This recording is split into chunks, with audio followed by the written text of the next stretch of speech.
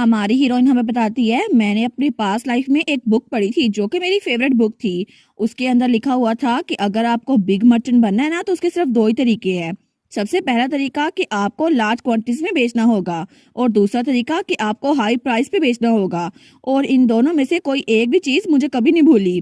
तो तब बेटी कहती है, यहाँ पे लेफ्ट साइड पे थर्ड ग्रेड का वर्मिट पोर्शन है और ये क्वालिटी के हिसाब से तो एक्सेप्टेबल है और इसकी प्राइस भी सब लोग कबूल करते हैं। लेकिन राइट साइड पर ये फर्स्ट ग्रेड का आइटम है जिसके बेस्ट इंग्रेडिएंट है और ये 10 गुना ज्यादा एक्सपेंसिव है। तो तब हमारी बेटी कालीतूत से कहती है, इसमें सबसे ज्यादा पॉपुलर कौन सा होगा? तो कालीतूत कहता है, प्राइस डिफरेंस इतना ज्यादा है तो फिर थर्ड ग्रेड वाला आइटम। वो कहती है, बिल्कुल गलत, ये फर्स्ट ग्रेड वाला आइटम बहुत ही ज्यादा मशहूर है क्योंकि आजकल हर एक नोबल इसको लेने के लिए बहुत ज्यादा बेचैन है और हमारे पास तो प्री ऑर्डर आ जाते हैं कि हमें ये चाहिए। तो तभी वहाँ पर दुकान में कोई कहता है, हमारी मैडम चाहती है इस टी को परचेज करें, लेकिन वो दुकानदार कहता है, मुझे माफ कीजिएगा लेकिन हमने इस महीने के लिए प्री ऑर्डर्स को एक्सेप्ट करना बंद कर दिया है। तो हमारी कहती है, वो इसलिए क्योंकि वो प्रोडक्ट जो हर कोई इस्तेमाल करता है नोबल्स वो नहीं खरीदते, नोबल्स को कुछ यूनिक चाहिए और हम उनको यही देंगे जिसकी वैल्यू ज्यादा हो। और इसी वजह से मैंने नोबल्स के नीड्स को सेटिस्फाई करने के लिए एक और प्लान किया है कि अपनी गिल्ड गोल्डन अकाउंट का एक और स्टोर खोलूं जिसका नाम होगा द गोल्डन रेयर। तो तब कालीतूत कहता है, एक स्टोर जो कि टारगेट करता है नोबल्स को। तुम्हें लगता है कि सच में ये काम आ जाएगा फर्स्ट प्रिंस की हेल्प करने में? वो कहती है, बिल्कुल बिल्कुल ये काम आएगा। ज्यादातर सिटीजन जो किंगडम के हैं ना वो एयरटेल को बहुत ज्यादा पसंद करते हैं क्योंकि एयरटेल ने वार में बहुत ज्यादा कंट्रीब्यूट किया था। लेकिन कुछ नोबल्स हैं जो अभी भी रॉयल फैमिली के सपोर्ट में खड़े हुए हैं। इसी वजह से मैं चाहती हूँ कि उन सपोर्टर्स के दिल को जीत लूं क्योंकि मेरे पास गोल्डन रेयर होगा ना एक फ्री कैंटीन जो कि नोबल्स के लिए होगी। तो कालीतूत कहता है, क्या एक फ्री कैंटीन? क्या तुम सच में इतनी प्रीशियस आइटम को फ्री में देने वाली हो? वो कहती है, नहीं नहीं, मेरा ये मतलब नहीं है। फ्री कैंटीन जो हमने पहले यूज की थी ना, जो कि हमने कॉमनर्स के लिए यूज किया था, बिल्कुल वैसे ही हम नोबल्स के लिए भी ये यूज करने वाले हैं। और अगर हम इसे यूटिलाइज करना है ना तो मेरा प्लान है कि मैं गोल्डन रेयर के करीब किंगडम में एक अलग से सैलून बनाऊंगी जहाँ पे सिर्फ और सिर्फ नोबल्स आ सकती है और वहाँ पे हमें इंफॉर्मेशन मिल जाया करेगी। और अगर हम इस मेथड को यूज करें ना तो मुझे लगता है कि इससे हमें इंफॉर्मेशन बड़ी इजीली मिल जाएगी और इस तरह हम लोगों को एयरटेल के स्पॉट पे खड़ा कर सकते हैं। और फर्स्ट प्रिंस वो कहता है, सच में ये काम करेगा? लेकिन तब कुछ ही वक्त बाद हमें द गोल्डन रेयर गिल्ड दिखाई जाती है जहाँ पे कुछ नोबल लेडीज आती हैं। वो कहती हैं, अच्छा तो ये है गोल्डन रेयर, लेकिन मैंने तो सुना था कि यहाँ पे सिर्फ जिन लोगों को इनविटेशन मिलता है ना सिर्फ वही आ सकते हैं। पता नहीं उन्होंने हमें बुला लिया, लेकिन एक्चुअली ये तो जितना हमने एक्सपेक्ट किया था उससे भी ज्यादा बेहतर है। तो तब वो लोग दरवाजा खोलते हुए कहती हैं, अंदर तो एक सैलून भी है, मैं तो इंतजार कर रही हूँ। दूसरी कहती है, ठीक है हम भी चलते हैं। लेकिन जैसे ही वो अंदर आती है ना वो कहती है, वाह सच में ये जगह तो बहुत ज्यादा औसम है। और वहाँ पे और भी नोबल लेडीज बैठी हुई थी। तो वहाँ पे कुछ लेडीज बातें कर रही थी। वो कहती हैं, मैंने भी सुना था कि प्रिंस रिटर उन्होंने हाउस एस्लान में जाकर उनसे बात की कि वो उनके फाइनेंसेस थोड़े अच्छे नहीं है तो वार कंट्रीब्यूशन में उनको डिस्काउंट मिल जाए।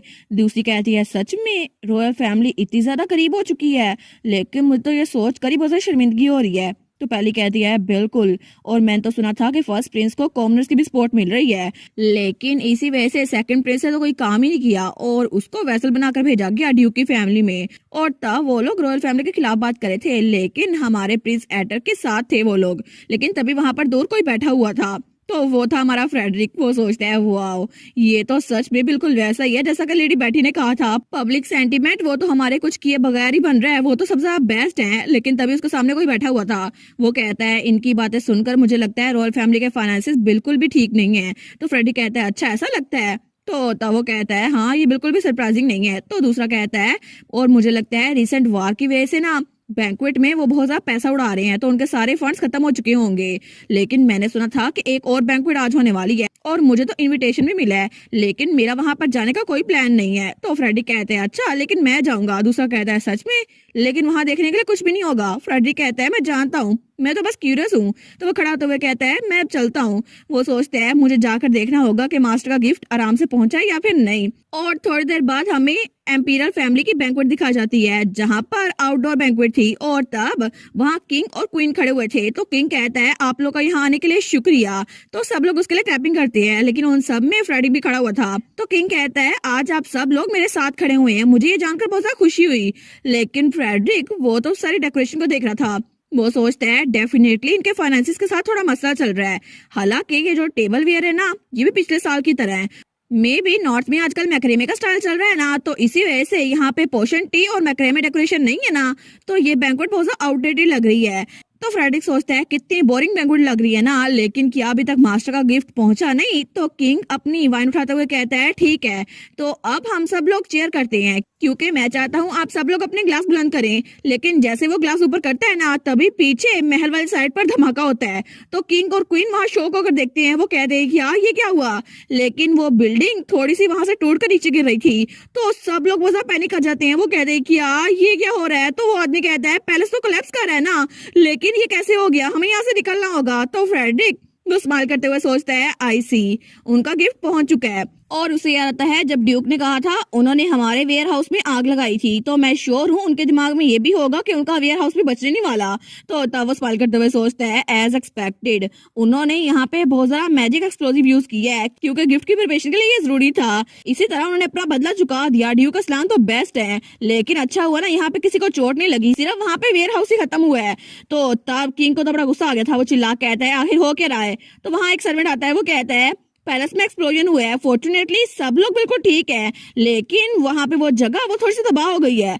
तो किंग कहता है क्या मैंने तुमसे ये पूछा, मुझे ये बताओ आखिर पैलेस कोलैप्स हुआ क्यों है। तो वो कहता है मैं अभी जाकर देखता हूँ, लेकिन वहां पर बहुत सारे टुकड़े हैं, तो अभी जाना मुश्किल होगा। तो किंग कहता है कि यार तुम यूजलेस इडियट, दफा हो जाओ मेरे रास्ते से, मैं जाकर खुद ही देख लेता हूँ। तो पीछे से वो सर्वेंट कहते हैं योर मैजेस्टी प्लीज रुके, ये बहुत डेंजरस है। लेकिन हर कोई इसको पीछे से बुलाई जा रहा था योर मैजेस्टी, पर वो बात नहीं सुनता। वो सोचता है सब जगहों में से ये एक्सप्लोजन वहीं पर होना था जिसके नीचे वो सीक्रेट पॉइजन का बेसमेंट है, लेकिन अगर वहां पर कुछ मसला हो गया तो मेरे सारे के सारे पॉइजन वो खराब हो जाएंगे। लेकिन पीछे से कुछ नोबल्स वो कहते हैं योर मैजेस्टी क्या हो रहा है, क्या आप श्योर है हम यहाँ पर सेफ हैं। लेकिन वो सोचता है ये सारे के सारे नोबल्स अपनी बकवास बंद नहीं करते, कितना शोर कर रहे हैं। तो तभी क्वीन वहां पर आती है। वो कहती है योर मैजेस्टी सब कुछ ठीक हो जाएगा, वहां जाना डेंजरस है, प्लीज आप यहाँ पर रहें या फिर महल से बाहर निकल जाएं ताकि आपको चोट ना लगे। लेकिन तब उसका हाथ झड़क देता है। वो कहता तुम्हें लगता है कि ये सब कुछ मेरी आंखों के सामने होता रहेगा और मैं इसको अलाउ कर दूंगा। लेकिन तब किंग चिल्ला कहता है ये मेरे और रॉयल फैमिली के खिलाफ ट्रायन है, कौन हमारे साथ बगावत कर रहा है। सब लोग जो इस पैलेस के अंदर है सबको सर्च करो और पता करो किसने ये करने की हिम्मत की है। लेकिन तब बाकी नोबल्स कहते हैं कि योर मैजेस्टी। तो वो लड़कियां कहती है आखिर यहाँ पर हो क्या रहा है, क्या ये हमें सर्च करेंगे। लेकिन मुझे लगता है कि हमें यहाँ से निकल जाना चाहिए, इससे पहले कुछ बुरा हो जाए। दूसरी कहती है बिल्कुल मैं भी घर जाना चाहती हूँ और जाके काम डाउन होना चाहती हूँ। लेकिन किंग उनकी तरफ देखकर बड़े गुस्से से कहता है तुम लोगों ने सुना नहीं मैंने जो बोला, तुम लोग को यही पर रहना होगा जब तक ये सारी की सारी इन्वेस्टिगेशन चल रही है। और तब हर कोई पैनिक कर गया था। तो वो लड़कियां कहती है कि आखिर ये हमारे साथ ऐसा कैसे कर सकते हैं। लेकिन तभी फ्रेडरिक वो भी सोचता है वाओ ये तो सच में अपने आप को खुद ही डिस्ट्रॉय किए जा रहा है, आखिर इसको पता नहीं है नोबल के साथ ऐसे बिहेव नहीं करना चाहिए। और जब अगले दिन वो वापस आया था ना नॉर्थ में, तो वो सब कुछ बता रहा था। वो कहता है वो देखने में तो बड़ा मजा आ रहा था, आपको भी देखना चाहिए था, लेकिन कितनी शर्म की बात है ना सिर्फ उस नजारे को मैं देख पाया। तो ड्यूक बैटी हमारा कालीतूस और फर्स्ट प्रिंस भी वहां पर थे। तो ड्यूक कहता है अच्छा ये हुआ था। वो कहता है जी बिल्कुल, आपको पता है ना रॉयल फैमिली का इमेज वो तो बहुत ही ज्यादा खराब हो गया था क्योंकि गोल्डन रेयर बना था। लेकिन जो बाकी के स्पॉटर बचे थे ना वो भी बैकवर्ड में गए थे और वो भी उनके खिलाफ हो गए हैं, क्योंकि किसी को पसंद नहीं आ रहा था कि उनकी इन्वेस्टिगेशन हो रही है। तो वहां पर सब नोबल्स की चेकिंग हो रही थी, लेकिन इसी वजह से सारे नोबल्स अब किंग के खिलाफ हो चुके हैं। उन्होंने कहा आखिर वो हमारे साथ ऐसा कैसे कर सकते हैं, तुम्हें लगता है ये एक्सेप्टेबल है। और तब फ्रेडरिक सीरियस होते हुए कहता है मुझे यकीन नहीं होता कि जो लोग उनको फॉलो करते थे वो उनके साथ ऐसा करेंगे, वो रॉयल फैमिली तो सच में बिल्कुल बेकार है। तो फर्स्ट प्रिंस कहता है हाँ बिल्कुल, मुझे लगता है कि हिज मैजेस्टी के टेम्परामेंट को जानकर ना मैं बिल्कुल सरप्राइज नहीं हूँ। तो तब फ्रेडरिक कहता है इसके अलावा मेरे पास माय लेडी आपके लिए दो अच्छी खबरें भी हैं। तो हमारी उन कहती है सच में अच्छी खबरें, लेकिन वो क्या है। वो कहता है जी बिल्कुल, सबसे पहली बात के द गोल्डन रेयर वो तो ह्यूज हिट था, बहुत सारे नोबल्स हैं जो कि वहां पे लंबी लाइन लगा के आते हैं क्योंकि वो सोलोन में आना चाहते हैं। इसके अलावा अगर कोई किसी बैंक्वेट में भी जाता है ना तो सिर्फ आपके गोल्डन रेयर की बात हो रही होती है। तो तब सब लोग उसके इर्द गिर्द इकट्ठे हो गए थे। ड्यूक कहता है कांग्रेचुलेशन माय बेबी।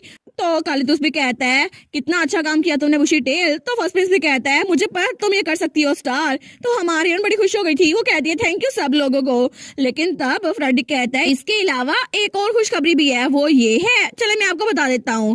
पहले आपने कहा था ना कि इस विंटर में बहुत बड़ा कहत आने वाला है जिसकी वजह से खुराक की कमी होगी, लेकिन उसी वजह से हमने फ्री सूप किचन में बनाया था और उसकी वजह से विंटर प्रिपरेशन इस साल की बहुत ज्यादा स्मूथली चल रही है और उसकी वजह से हमने पहले ही सारी की सारी फूड स्टोर करके रख ली थी और टुबरोजम भी हर जगह उगाए थे और अब से हर कोई वहां पे जाके आराम से खाना खा सकता है। और इस साल तो पिछले साल से बहुत कम लोग हैं जिनको भूख महसूस होती है क्योंकि सब लोग हमारे फ्री किचन में आते हैं। तो तब ड्यूक, कालीतूस और फर्स्ट प्रिंस तीनों बेटी की तरफ देखते हैं। वो सोचती है कि तो तीनों उसके पास आते हैं। वो कहते हैं बेटी तुमने कितना अच्छा काम किया ना, लेकिन बेटी डर जाती है। वो कहती है एक मिनट फिर से नहीं, लेकिन तीनों उसको गले लगा लेते हैं। ड्यूक ने उससे गले लगाया हुआ था, फर्स्ट प्रिंस उसकी टेल के साथ खेल रहा था और कालीतूस के सामने झुका हुआ था। वो कहता है इधर आके बैठो मेरी प्यारी बहन, लेकिन वो कहती है बस बहुत हो गया ना, ये सब कुछ ना करें। तो सब लोग उसकी तारीफें किए जा रहे थे, तुमने अच्छा काम किया, तुम तो बड़ी अडोरेबल हो, अमेजिंग। वो सोचती है हर कोई मेरी इतनी तारीफें क्यों कर रहा है। तो तभी वो कुकीज उठाती है और तीनों के मुंह में एक एक दे देती है। वो कहती है बस अब बोलना बंद करे, मैं भी खाना खा रही हूँ ना, तो अब कोई नहीं बोलेगा। तो पीछे वो तीनों उस कुकीज को छुपा रहे थे। तो हमारे सोचती है ये लोग मुझे इतना तंग क्यों कर रहे हैं, लेकिन ये कुकीज तो टुबरोजम के साथ मिलकर बड़ी जायकेदार लग रही हैं और इनका टेस्ट कितना मजे का है ना। और तब वो बड़ी खुश हो रही थी। वो सोचती है अगर मैं इनको अपने चीक्स में स्टोर करूँ ना तो अपने कमरे में जाकर और खा सकती हूँ। तो वो तो यही करने की ट्राई कर रही थी, लेकिन तभी कालीतूस पीछे था। तो तब वो सोचती है कि ये मेरे गाल फूल क्यों गए हैं, मुझे लगता है कि ये अंदर जा नहीं रहे, मैं तो जब लहरी होती हूँ तब तो ये आराम से हो रहता है। लेकिन तभी उसका भाई उसके सर पे खड़ा हुआ था। वो सोचती है ओ नो, इस वक्त तो मैं स्क्विरल हुई ही ना, लेकिन तब वो उसको खाने लग जाती है। वो सोचती है इट्स ओके, किसी ने मुझे देखा नहीं। लेकिन तभी कालीतूस कहता है बुशी टेल अभी तुमने क्या किया। तो तब वो कहती है कि लेकिन उसका भाई तो हंसने लग जाता है। वो कहता है मुझे ये ना बताना कि तुमने अपना माउथ वैसे पूरा कर लिया जैसे तुम स्क्विरल बन के करती हो, लेकिन तुम्हारे चीक्स में ये फूड स्टोर नहीं होगी क्योंकि तुम इंसान हो। तो बेटी कहती है ऑफ कोर्स नहीं, मैं ऐसा कुछ नहीं कर रही थी और मुझे तो कुकीज बड़े मजे की लग रही थी, मैं तो बस इसलिए खा रही थी, बस यही बात है। तो कालीतूस कहता है अच्छा ये बात है, तो ठीक है ऐसा ही हुआ होगा। लेकिन हमारन कहती है मैं सीरियस हूँ, है ना एटल, ये बात सच है ना। लेकिन फर्स्ट प्रिंस वो भी हंस रहा था। वो कहता है जब तुम स्क्विरल होती हो ना तब भी बड़ी क्यूट लगती हो और अभी भी तुमने अपने गालों में ये कुकीज फंसा ली। वो कहती है एटल क्या तुम्हें मुझ पे यकीन नहीं है। लेकिन फ्रेडरिक कहता है कितना अच्छा लग रहा है ना इन सबको ऐसे देखना। तो ड्यूक कहता है वेल चूंकि फ्रेड ने अपनी बात खत्म कर ली है तो सब लोग जा सकते हैं। तो तब हमारी बेटी को तो बड़ा गुस्सा आ गया था। वो कहता है मुझे लगा था तुम मेरे साइड पे हो गया एटल, लेकिन तुम भी चलो जो भी है मैं तुमसे बात नहीं करूंगी। वो कहता है सॉरी स्टार। लेकिन तभी ड्यूक कहता है एक मिनट मेरी बेटी तुम पीछे ही रुको, मुझे तुमसे बात करनी है। वो कहती है कि आप मुझसे। और तब थोड़ी देर बाद जब वो वहां पर ड्यूक के साथ अकेली थी ना तो ड्यूक ने जो कहा था वो तो बिल्कुल शॉक हो गई थी। वो कहती है कि मैं यहाँ पर सर्दियां नहीं गुजार सकती। तो ड्यूक कहता है बिल्कुल भी नहीं। वो सोचती है लेकिन क्यों नहीं, मुझे लगा था कि मुझे कैपिटल जाने की कोई जरूरत नहीं है, लेकिन डैड आप ऐसा कैसे कर सकते हैं, आपने कहा था मुझसे प्यार करते हैं। तो उसका डैड कहता है फिक्र ना करो, मैं तुम्हें कैपिटल वापस नहीं भेज रहा और मैं तुम्हें एक वार्म एरिया में भेज रहा हूँ जहाँ तुम रिलैक्स कर सकती हो और मैं और काल भी तुम्हारे साथ ही आएंगे। वो कहती है सच्ची, पूरी की पूरी फैमिली जाएगी। वो कहता है बिल्कुल, और मेरे पास कुछ जगह है तुम इनमें से कोई भी चूज कर सकती हो। तो वो सोचती है लेकिन मैं कहीं और क्यों जाऊँ, मुझे तो अपना घर बहुत ज्यादा अच्छा लगता है और मैं यहाँ पर आना चाहती हूँ क्योंकि यहाँ आकर मुझे अपना पहला कमरा मिला और इसके अलावा बहुत सारी चीजें हैं जो मेरे डैड ने मुझे दी है और इसके अलावा यहाँ पे इतने सारे लोग हैं जो मेरे साथ बहुत ज्यादा फ्रेंडली हैं। मैं चाहती हूँ कि सबसे इम्पोर्टेंट चीज यानी कि मेरी फैमिली मेरे साथ रहे, लेकिन मैं यहाँ से जाना नहीं चाहती। तो ड्यूक कहता है मेरी प्यारी बेटी तुम्हें ये जगह बहुत ज्यादा पसंद होगी है ना। वो कहती है जी जी बिल्कुल। तो उसका डैड उसके सर पे हाथ रखते हुए कहता है लेकिन हम स्प्रिंग में वापस आ जाएंगे, तो प्लीज मेरी बात समझने की कोशिश करो, हालांकि तुम नाउम्मीद भी हो गई हो फिर भी ये एक ऐसा डिसीजन है जो मैं तुम्हारी हेल्थ के लिए बनाया है। वो कहती है मेरी हेल्थ के लिए, लेकिन मैंने आपको बताया था मैं बिल्कुल हेल्दी हूँ। वो कहता है नहीं नहीं ये बात नहीं है। वो कहती है मुझे देखे ना मैं बिल्कुल हेल्दी हूँ, मैं बिल्कुल बीमार नहीं हूँ। तो ड्यूक कहता है तुम अब पहली सर्दी यहाँ पे गुजारोगी तो तुम्हें बहुत ज्यादा ठंड लगेगी और अगर तुम फिर से बीमार पड़ गई तो इस चीज की मैं कोई गारंटी नहीं दे सकता। लेकिन तब वो हमारी बेटी को देखता है और कहता है मुझे लगता है तुम्हें अभी तक सही से याद नहीं है, तुम बहुत ज्यादा छोटी थी ना कि तब उस वक्त क्या हुआ था जब तुम बिल्कुल छोटी सी थी और तब हमारी बेटी छोटी सी स्क्विरल बनी हुई थी। वो कहता है जब तुम पैदा हुई थी ना उसके 1 साल बाद की बात है। लेकिन तब हमारी हीरोइन वहां पर आराम से लेटी हुई थी और उसके मॉम और डैड उसका भाई उसको देख रहे थे बड़े प्यार से और काली तो कितना क्यूट लग रहा था। तो बेटी की मॉम कहती है, ओ माय गॉड, हमारी प्यारी बेटी, ये तो बिल्कुल एक एंजल की तरह लगती है ना, क्या तुम्हें ऐसा नहीं लगता लियोन? तो ड्यूक वो कुछ बोलता नहीं है, वो थोड़ा अपसेट लग रहा था। तो उसकी मॉम कहती है, तुम्हें क्या हुआ है, क्या तुम्हें अच्छा नहीं लग रहा, क्या हुआ है? लेकिन तब ड्यूक कहता है, मैं तो बस फिक्रमंद हो रहा हूँ कि मेरी बेटी वो बीमार ना पड़ जाए। और तब हमारी हीरोइन तो आराम सोई हुई थी। इसकी मॉम कहती है, देखो सही है, तो आराम सोई हुई है, ये क्यों बीमार पड़ेगी? लेकिन तभी जोआना भी कहती है, योर ग्रेस, मुझे लगता है कि मास्टर ठीक कह रहे हैं, मैं भी फिक्रमंद हूँ। तो स्ताशा कहती है, तुम भी जोआना? तो बटलर जोआना कहती है, जी जी बिल्कुल, असलान फैमिली के डिसेंडेंट के लिए नॉर्मल है कि वो जब छोटे होते हैं ना तो बहुत ज्यादा रोते हैं और जब बड़े होते हैं थोड़ी बहुत ज्यादा शरारतें करते हैं, बिल्कुल कालीतूस की तरह। क्योंकि उन्होंने जब वो छोटे थे ना तब भी एक पत्थर से ही एक मॉन्स्टर को मार गिराया था और वो तो बहुत ही ज्यादा लाइक फाइक है। लेकिन सारे के सारे असलान अभी तक ऐसे ही हैं क्योंकि ड्यूक खुद भी और उनके बेटे कालीतूस दोनों इसी स्टेज से गुजरे हैं। लेकिन इस बार लेडी बेटी वो थोड़ी अलग है, उनकी कंडीशन थोड़ी फिक्रमंद करने वाली है। तो हमारी हीरोइन की मॉम सोचती है, अच्छा मुझे लगता है कि काल के मुकाबले में ये बिल्कुल चुप रहती है, लेकिन पता नहीं मेरी बेटी इसके साथ क्या हुआ है। तो तब हमारी बेटी वो अपना मुंह खोल दिया है। तो उसकी मॉम कहती है, लियोन देखो सही, हमारी बेटी ने अपना मुंह खोला। तो ड्यूक कहता है, ये जरूर शेप शिफ्टर के तौर पर अपनी पहली आवाज निकालने वाली होगी। तो साशा कहती है, कम ऑन मेरी बेबी, तुम ये कर सकती हो। तो कालीतूस भी कहता है, हाँ हाँ मेरी बहन तुम करो। लेकिन तभी बेटी वो आवाज निकालती है, कुक। तो बेटी की आवाज सुनकर उसके मॉम, डैड और कालीतूस तीनों ही शौक हो गए थे। लेकिन तभी वो फिर से कहती है, कुक। तो वहां पे बिल्कुल खामोशी छा गई थी और ट्यूक और उसकी वाइफ ताशा तो बिल्कुल पत्थर के बन गए थे। वो कहते हैं, बस कुक। लेकिन तब वो कहती है, जोआना आखिर मेरी बेटी की स्टेट है क्या? तो बटलर कहती है, फिजिशियन के हिसाब से ऐसा लगता है कि लेडी शिप वो वीक बॉडी के साथ पैदा हुई हैं। तो ड्यूक कहता है, मेरी प्यारी बेटी। तो ताशा अपने हस्बैंड की तरफ देखती है तो वो ड्यूक का हाथ पकड़ते हुए कहती है, लियोन मुझे पता है तुम कैसा फील कर रहे हो, लेकिन मुझे लगता है कि उसके पेरेंट्स के तौर पर हमें स्ट्रॉन्ग होना चाहिए क्योंकि हम अपनी बेटी को प्रोटेक्ट करेंगे, ठीक है? क्योंकि अपनी बेटी के लिए हम कुछ भी कर सकते हैं। तो ड्यूक कहता है, तुम्हारी पहली सर्दियां तो बहुत ही ज्यादा बुरी गुजरी थी और तब हमने बहुत ज्यादा कोशिश की थी कि तुम्हें प्रोटेक्ट कर सके। लेकिन तभी ड्यूक कहता है, आखिर क्या हुआ मेरी बेटी को, वो उठ क्यों नहीं रही? तो जोआना उसके सामने थी। तो ड्यूक कहता है, मेरी प्यारी बेटी, मुझे ये बताओ कि आखिर उसको क्या मसला है, वो जाग क्यों नहीं रही? ऐसा लगता है वो बिल्कुल सोई हुई है, लेकिन वो बिल्कुल भी आंखें क्यों नहीं खोल रही, कितने दिन हो चुके हैं? तो जोआना कहती है, बटलर ने कहा है वो बिल्कुल ठीक लगती हैं, लेकिन अब सर्दियां बहुत ज्यादा हो रही हैं तो मुझे लगता है कि वो दोबारा से बेहोश हो जाएंगी और दोबारा आंखें नहीं खोल सकती। लेकिन इसी तरह उन्होंने एम्पायर से एक फिजिशियन को बुलाया था जो कि बहुत जाना माना था, फिर भी कुछ नहीं हो पाया और हमारी बेटी जो कि छोटी सी थी वो अपनी आंखें नहीं खोल पाई। तो तब ड्यूक ने अपनी बीवी और अपनी बेटी को कैपिटल भेज दिया क्योंकि हमारी हीरोइन वो बहुत ही ज्यादा बीमार रहने लग गई थी और जैसे वो लोग कैपिटल गए ना तो तब बेटी की हालत थोड़ी थोड़ी करके ठीक होने लग गई। तो तब ये सब कुछ ड्यूक अपनी बेटी को प्रेजेंट में बता रहा था। वो कहता है, मुझे अच्छे से याद है कि उसके बाद तुम्हारी सेहत बिल्कुल ठीक हो गई थी, इसी वजह से मैंने ताशा और तुम्हें वहां रहने की इजाजत दे दी थी क्योंकि मैं तुम लोग के बगैर रह नहीं सकता। लेकिन तभी हमें जंग में भी जाना पड़ गया था। तो हमारी हीरोइन कहती है, डैड लेकिन मुझे लगता है आपको गलतफहमी हुई होगी, क्या पता मैं जो ज्यादा सोती थी ना वो इसी वजह से क्योंकि विंटर में स्क्विरल हाइबरनेट करती है ना, वो बहुत लंबे अर्से तक सोती हैं। तो ड्यूक कहता है, अगर तुम कोई नॉर्मल स्क्विरल होती ना तो ये ऐसा हो सकता था, लेकिन तुम एक बहुत ज्यादा स्पेशल स्क्विरल शिफ्टर हो, इसी वजह से हमें तुम्हारी टेंशन हो रही थी। और मेरी प्यारी बेटी, तुम्हें पता है ना कि मैं और काल चाहते हैं कि तुम यहाँ से चली जाओ क्योंकि तुम ठीक रहोगी ऐसे, और वैसे भी मैं और काली दोस्त यहाँ पे रह सकते हैं ना क्योंकि हम लाइन है, लेकिन शेप शिफ्टर के कैरेक्टरिस्टिक्स की वजह से हम लोग यहाँ पे रह पा रहे हैं। फिर भी मैं एक लाइन हूँ तो मेरे अंदर ये खूबी डोमिनेंट है और इसी वजह से मैं उसकी सिर्फ खूबियां लेता हूँ, उस लाइन की, उसकी कमजोरी नहीं लेता। लेकिन अभी भी मुझे लगता है कि तुम एक स्क्विरल शिफ्टर हो ना तो इसी वजह से तुम जल्दी बीमार पड़ जाती हो और मैंने बहुत ज्यादा तरीके सोचे हैं ताकि तुम्हें यहाँ से जाना न पड़े, लेकिन फिर भी अगर हमें कोई तरीका ना मिला तो फिर भी तुम्हें यहाँ से जाना पड़ेगा क्योंकि मैं चाहता हूँ कि तुम बिल्कुल सेहतमंद रहो। इसलिए मेरी प्यारी बच्ची वो उसके सामने झुकता और कहता है, मैं चाहता हूँ कि मैं तुम्हें प्रोटेक्ट करूँ और यही वजह है कि मेरे पास और कोई चॉइस नहीं है कि मैं तुम्हें एक सेफेस्ट जगह पे भेज दूँ, तो प्लीज मेरी बात समझ जाओ मेरी प्यारी बच्ची। लेकिन तब रात के वक्त हमारी हीरोइन वो अपने बेड पर थी और उसके सामने मैप था। वो कहती है, लेसन किंगडम, दूसरी टेरिटरी, कोगिन डची, आखिर इन सब में से मैं कहाँ जाऊं? लेकिन तब वो मैप को उठाते हुए कहती है, सारी की सारी जगह नॉर्थ से बहुत ज्यादा दूर है, मैं वहां जाना नहीं चाहती। तो तब अपने हाथ को देखती है जहाँ पे सिग्नम था।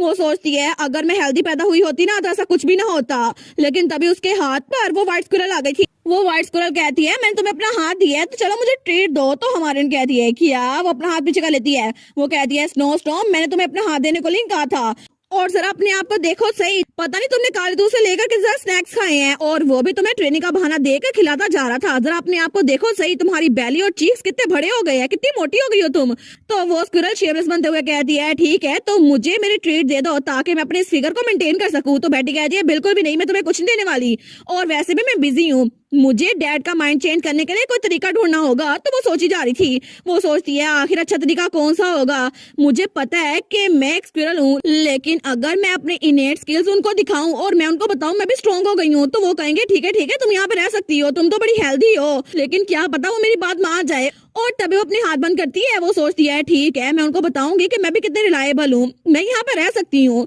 तो वो सोचती है फिर भी पता नहीं मेरी स्किल्स कौन सी होंगी, मुझे लगता है कि मुझे अच्छा काम करना होगा, प्लीज काम कर जाओ ना, मेरी पावर्स मेरे पास आ जाओ। तो तभी वहां पर कुछ होता है जिसकी वजह से स्टार कॉन्स्टलेशन उसके साथ कनेक्ट होती है। तो तब हमारे सोचती है क्या ये काम कर गया, लेकिन थोड़ी देर बाद ही वो फिर से बेड पे लेट गई थी। वो सोचती है ये फिर से काम नहीं किया, इसको ऐसे नहीं होना चाहिए था, कोई तो मेरे पास आओ मुझे एनर्जी दो ना। लेकिन तभी वो व्हाइट स्क्विरल उसको देख हंसने लग जाती है। तो हमारी कहती है क्या व्हाइट स्क्विरल क्या तुम मुझे देखकर हंसी थी, लेकिन तुम हंस कर सकती हो। तो तभी हमारी हीरोइन उसके सिग्नम पर कुछ ग्लो होता है और तभी वहाँ इर्द गिर्द रोशनी फैल रही थी। तो तब वो व्हाइट स्क्विरल कहती है बिल्कुल क्रम्स मैं ही हूँ। तो हमारी कहती है क्या, और तब वो व्हाइट स्क्विरल स्माइल करते हुए कहती है बहुत दिनों बाद मिले, मैं हूँ स्टार कॉन्स्टलेशन, तुमसे मिलकर बड़ी खुशी हुई, वो भी इतने लंबे अरसे बाद। हमारी बेटी उस स्क्विरल से कहती है क्या तुम स्क्विरल कॉन्स्टलेशन हो? तो वो स्क्विरल कहती है बिल्कुल ये मैं ही हूँ, क्या तुमने मुझे मिस किया? हमारी कहती है ऑफ कोर्स, तुम इतने लंबे अरसे मुझे नजर क्यों नहीं आए? तो वो कहता है अपसेट मत हो, मैं तो जितनी जल्दी हो सका उतनी जल्दी आ गया, वैसे भी थोड़ी तमीज से बात करो, मैं तुम्हारा एंसेस्टर हूँ। वो कहती है ठीक है अच्छी बात है तुम आ गए हो, लेकिन जब तुम आए हो तो मैं तुमसे कुछ पूछना चाहती हूँ, क्या तुम्हें मेरी इलनेस के बारे में कुछ पता है? और इसके अलावा मैं तो अभी भी क्यूरियस हूँ कि तुमने मुझे पास्ट में वापस कैसे भेजा। तो तब वो स्क्विरल कॉन्स्टलेशन कहता है इलनेस? वो कहती है बिल्कुल, मेरे डैड ने मुझे बताया कि जब मैं छोटी थी ना तो ठंड लगने की वजह से ज्यादातर अनकॉन्शियस रहा करती थी, लेकिन उनमें से किसी को नहीं पता ऐसा क्यों था। तो स्क्विरल कॉन्स्टलेशन सोचता है अच्छा जब सर्दी होती है, लेकिन ये क्या हो सकता है? तो तभी उसे कुछ एहसास होता है, वो कहता है हाँ मुझे पता है, मे बी ये इलनेस ना हो, ये असल में तुम्हारी इंस्टिंक्ट है। वो कहती है इंस्टिंक्ट? तो तब स्क्विरल कॉन्स्टलेशन कहता है बिल्कुल, क्योंकि तुम एक स्क्विरल हो ना, तो स्क्विरल ज्यादातर सर्दियों में हाइबरनेट करती हैं और वो ज्यादा देर तक सोती रहती हैं। तो हमान कहती है लेकिन डैड ने कहा था शेप शिफ्टर के पास सिर्फ खूबियां आती हैं, खामियां नहीं आती, और मैंने तो रिटर को भी कभी नहीं देखा जो कि एक स्नेक शिफ्टर है, वो हाइबरनेशन करता है। तो वो स्क्विरल शेप शिफ्टर कहता है ये इसलिए क्योंकि वो शेप शिफ्टर अपनी पावर्स पे ज्यादा फोकस करते हैं, लेकिन उनके पास दिमाग इतना ज्यादा नहीं है जितना तुम्हारे पास है, और वैसे भी उनकी बॉडी स्ट्रॉन्ग हो जाती है, लेकिन तुमने उनमें कभी भी इंटेलिजेंस नहीं देखी होगी, थोड़ी सी भी नहीं जितनी तुम्हारे पास है। तो हमारे उन कहती है अच्छा। वो कहता है इसके अलावा मैंने तुम्हारे पास एक बहुत ज्यादा इंपॉर्टेंट चीज छोड़ी थी, जरा अपना मुझे हाथ दो, मैं तुम्हें दिखाता हूँ। तो हमारी कहती है मेरा हाथ? तो तब वो अपना हाथ आगे करती है तो स्क्विरल शिफ्टर उसके हाथ पे कुछ करता है, जिसकी वजह से वहां हमारी हीरोइन वो अपनी गुलहरी वाली फॉर्म में आ गई थी।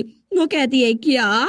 तो तब स्क्विरल कॉन्स्टलेशन उसके इर्द गिर्द घूमता है। वो कहता है बिल्कुल, इसे कहते हैं इंटेलिजेंट फॉर्म, आप तुम्हारी अपीयरेंस बाकी सबसे आउटशाइन करती है, तुम्हारी स्क्विरल तो बिल्कुल परफेक्ट शेप में है। लेकिन तब वो कहता है क्रम्स? तो हमारी कहती है हाँ क्या हुआ? वो कहता है तुमने रिसेंटली लाइन की पावर को यूज किया था, क्या तुमने नहीं किया था? हमारी कहती है क्या, लेकिन आपको कैसे पता? वो कहता है मुझे सब कुछ पता है, मैं इस सारे वक्त में तुम्हें देखता रहा था, और इसके अलावा एक और रीजन भी है कि तुम अपनी पावर को यूज नहीं कर सकती, वो इसलिए है क्योंकि तुमने इसको ऐसे फिलअप नहीं किया। और तब उसके गाल पे किस करता है। तो हमारी बेटी कहती है क्या, लेकिन वो कहता है अब जरा अपनी शेप शिफ्टर की पावर को दोबारा यूज करके देखो, अब तुम्हारी पावर काम करेगी क्योंकि मैंने अपनी एनर्जी तुम्हें डाल दी है।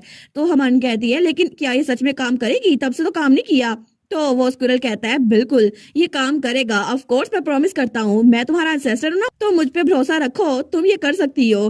तो हमारी बेटी कहती है अच्छा फिर तो मुझे आप पे यकीन है। तो तब हमारी बेटी वो फोकस कर रही थी, वो कहता है अब नर्वस ना होना और सिर्फ फोकस करो, अपने इर्द गिर्द की सारी एनर्जी को इकट्ठा करो, और जब तुम उस सबको इकट्ठा कर लो ना तो तब तुम इस सबको एक्सप्लोर कर देना, ठीक है? तो तब हमारी बेटी ऐसे ही करती है और उसके इर्द गिर्द से रोशनी निकल रही थी, लेकिन तभी वो सारी रोशनी वो बाहर भी जाती है और आसमान की तरफ भी जाती है। वो कहती है कि क्या ये मेरी पावर थी? क्या तुमने देखा मैं औसम थी ना? तो स्क्विरल कहता है बिल्कुल तुम औसम थी, बिल्कुल फैंटास्टिक था, लेकिन अब तुम्हारी पावर जो मैंने तुम्हारे पास छोड़ी थी असल में वो है स्टोर करने की एबिलिटी। और जैसे तुम बाकी के नट्स को स्टोर करके रखती हो ना, बिल्कुल वैसे ही तुम किसी पावर को भी स्टोर करके रख सकती हो। तो हमारे कहती है स्टोर करना? वो कहता है बिल्कुल, तुम किसी और शेप शिफ्टर की पावर लेकर अपने अंदर रख सकती हो, बिल्कुल वैसे ही जिस दिन तुमने पहली बार अपनी पावर को शो ऑफ किया था ना, तब तुमने किसी और शेप शिफ्टर की पावर देखी थी और इसी वजह से तुम वो पावर को यूज कर पाई थी बिना जाने, और इसीलिए तुम्हारी इंस्टिंक्ट एबिलिटी वो है स्टोर करना। तो तब शेप शिफ्टर कहता है अगर तुम बाकी शेप शिफ्टर से उनकी पावर रिसीव करके स्टोर कर लो ना, तो फिर तुम उनकी एबिलिटीज को अपने हिसाब से यूज कर सकती हो और तुम किसी भी शेप शिफ्टर की पावर ले सकती हो। और अगर तुमने लाइन की पावर ली ना, तो तुम्हारी फिजिकल स्ट्रेंथ बढ़ जाएगी।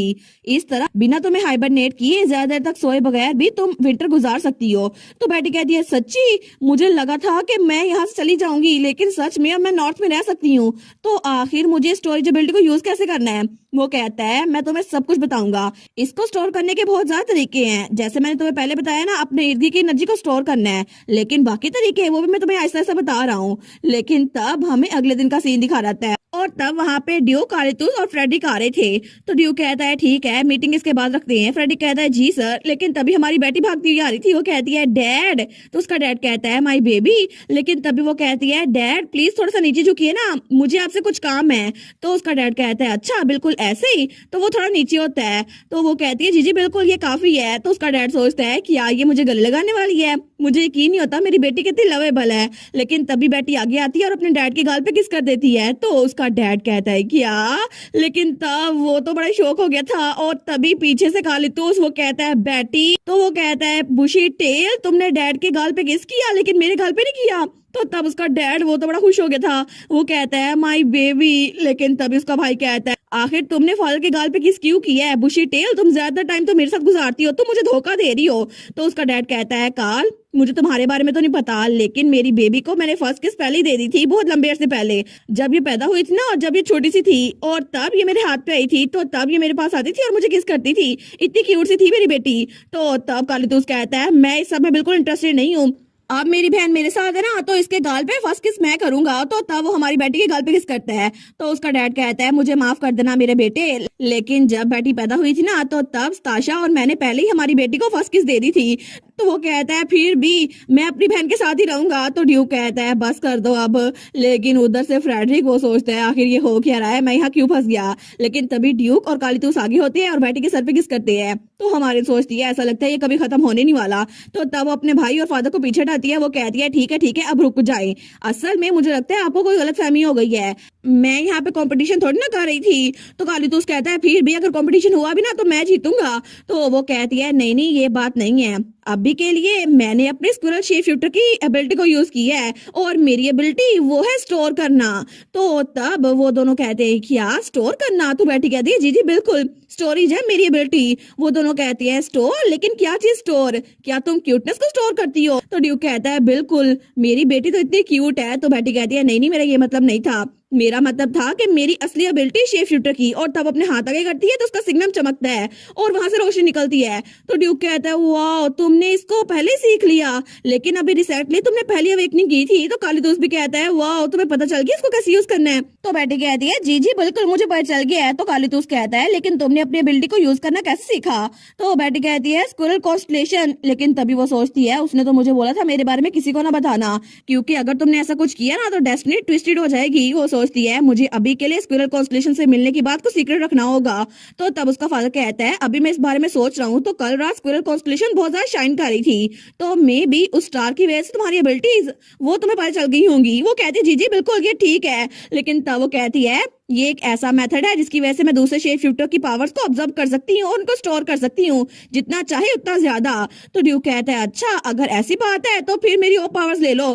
तो उसका भाई भी कहता है मेरी पावर्स भी ले लो, इधर आओ ना मेरी प्यारी बहन। और दोनों उसकी तरफ भाड़े थे। लेकिन हमारी हम सोचती है कि यार ये लोग ऐसे रिएक्ट क्यों कर रहे हैं। तो दोनों उसकी तरफ भाड़े थे कि इधर आओ हम तुम्हें गले लगाते हैं। तो तब हमारी बेटी बेचारी वो तो कंफ्यूज हो गई थी कि आखिर ये दोनों हार क्यों नहीं मान रहे। लेकिन थोड़ी देर बाद वो बड़ी मुश्किल से उन लोगों से छूट के आई थी। वो सोचती है आखिर इतनी पावर्स मैंने उनसे रिसीव की हैं, फिर भी मुझे इतनी थकावट क्यों हो रही है। और थोड़ी देर पहले तो ड्यूक और कालितुस ने उसे गले लगाया हुआ था और वो बहुत मुश्किल से वहां से निकली थी।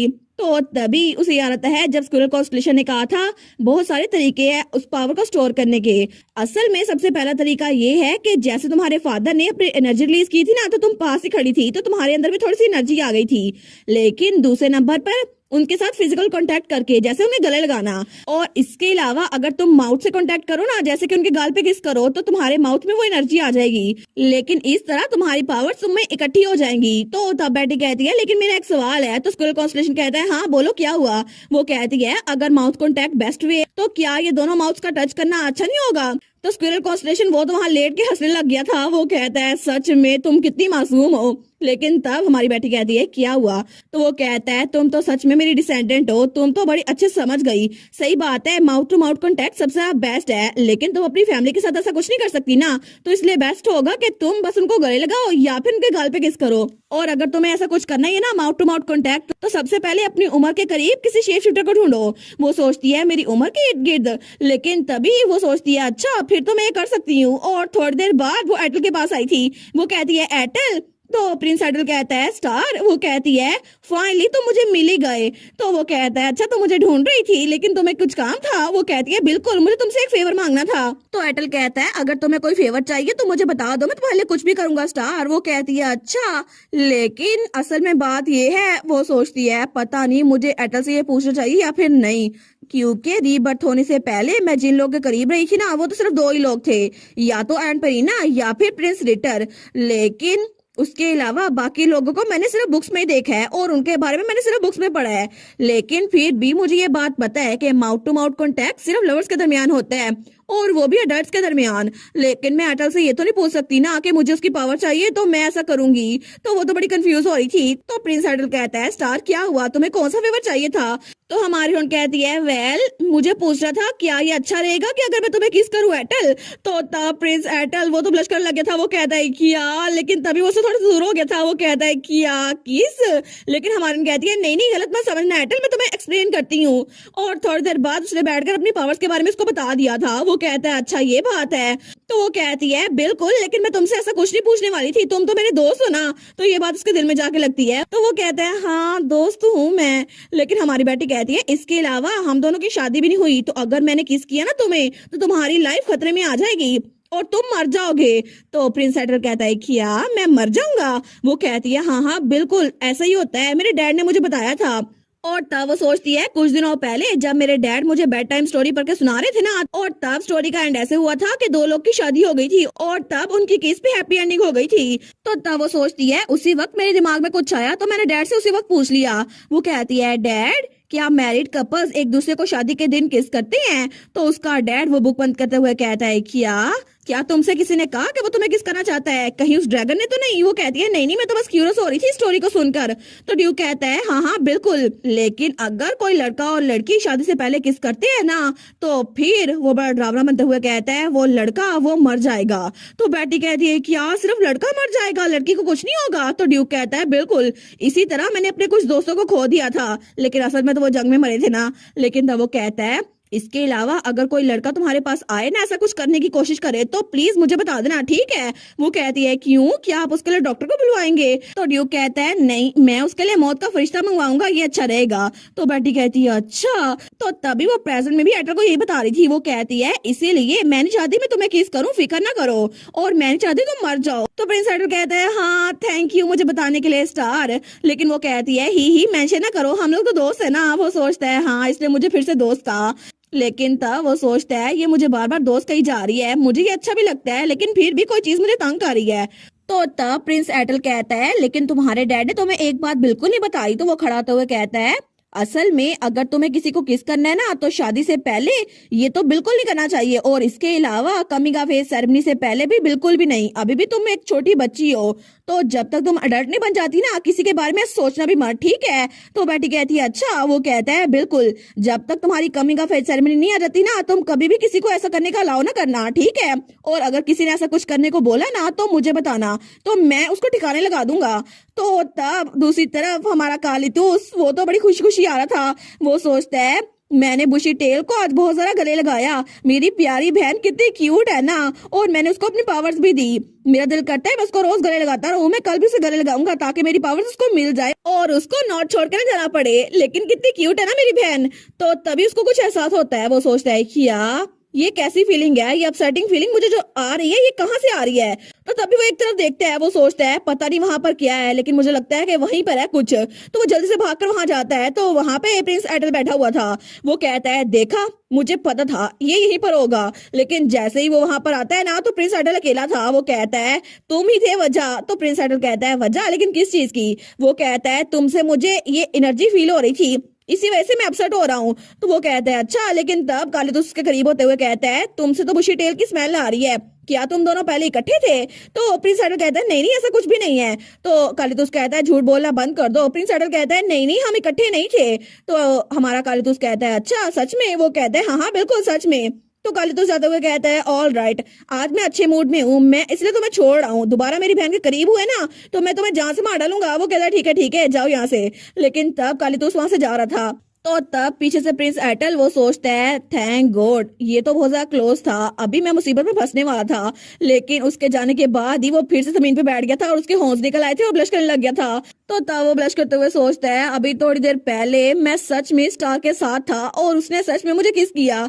लेकिन तब हमें थोड़ी देर पहले का सीन दिखा रहता है। तो तब उसको यही बात बता रहा था कि कमी का फेस करने से पहले तुम्हें कभी भी किसी को अलाउ नहीं करना चाहिए, ठीक है। वो कहती है सच्ची, मैंने तो इसके बारे में कभी भी नहीं सुना। वो कहता है हाँ हाँ बिल्कुल। लेकिन वो दिल में सोचता है इसका रिएक्शन देखकर तो मुझे गिल्टी महसूस हो रहा है। लेकिन स्टार ने कहा है कि वो मेरी दोस्त है और मैं नहीं चाहता कि कोई भी लड़का उसके करीब आए, इसीलिए अगर कोई भी ऐसा करने की कोशिश भी करेगा ना तो मुझे बहुत ज्यादा बुरा लगेगा और मैं उस लड़की का मुंह तोड़ दूंगा।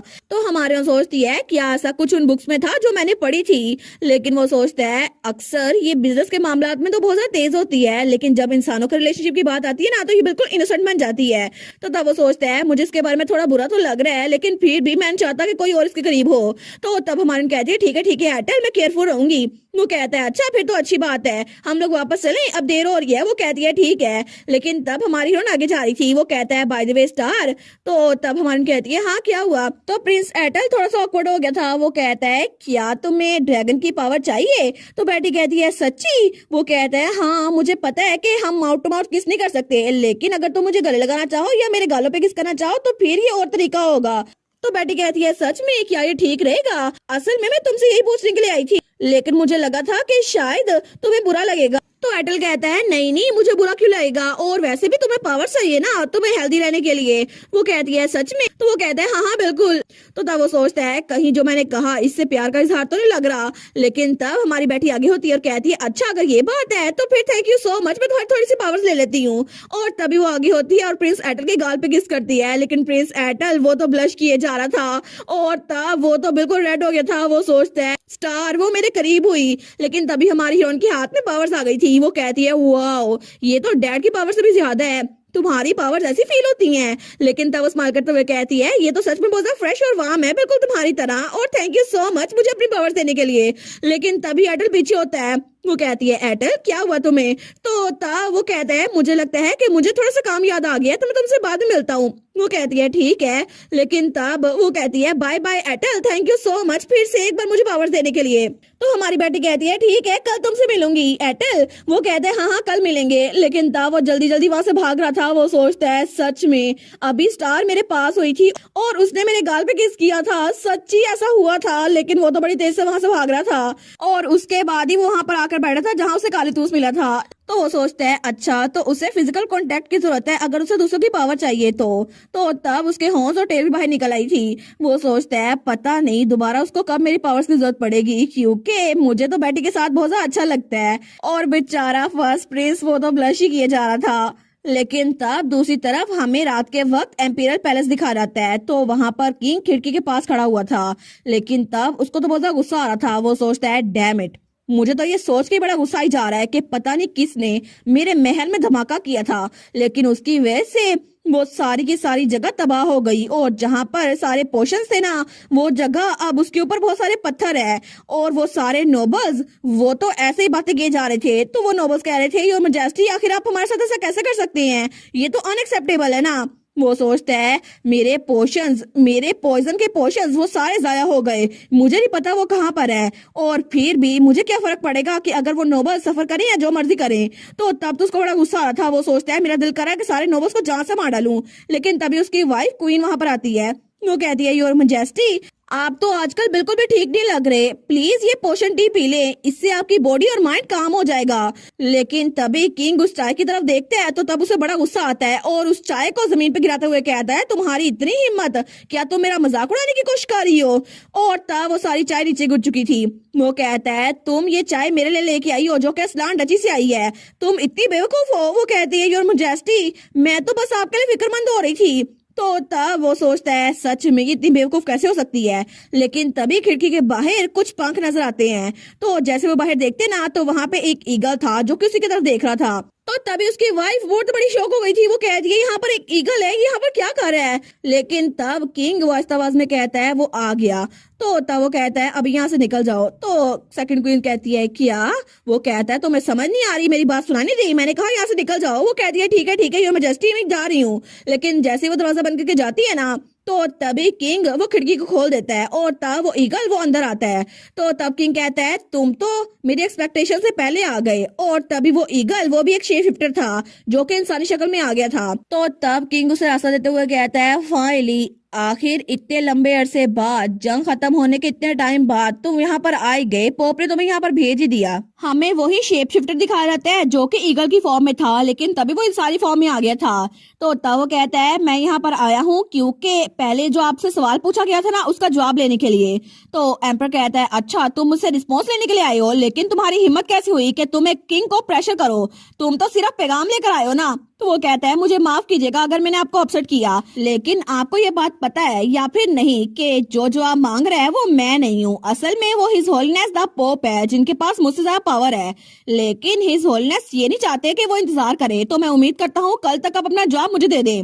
तो एम्पर सोचता है ये बास्टर्ड आखिर ये मेरे सामने मैनर्स क्यों नहीं दिखा रहा। लेकिन तब वो ईगल वहां जाते हुए कहता है मैं कल दोबारा आऊंगा। तो एम्पर कहता है रुको, तुम्हें मेरे इर्द गिर्द कॉशियस रहना होगा, अगर किसी और ने तुम्हें यहाँ पर देख लिया ना तो फिर सबको मुझ पे भी शक हो जाएगा क्योंकि तुम होली एम्पायर के सर्वेंट हो जिनके साथ हमारी जंग चल रही है। और मैं ये बात जानता हूँ कि तुम अपने आप को एक एनिमल के तौर पर छुपा सकते हो, लेकिन फिर भी बाकी लोग तुम पे शक ना करें इस बात का ध्यान रखना।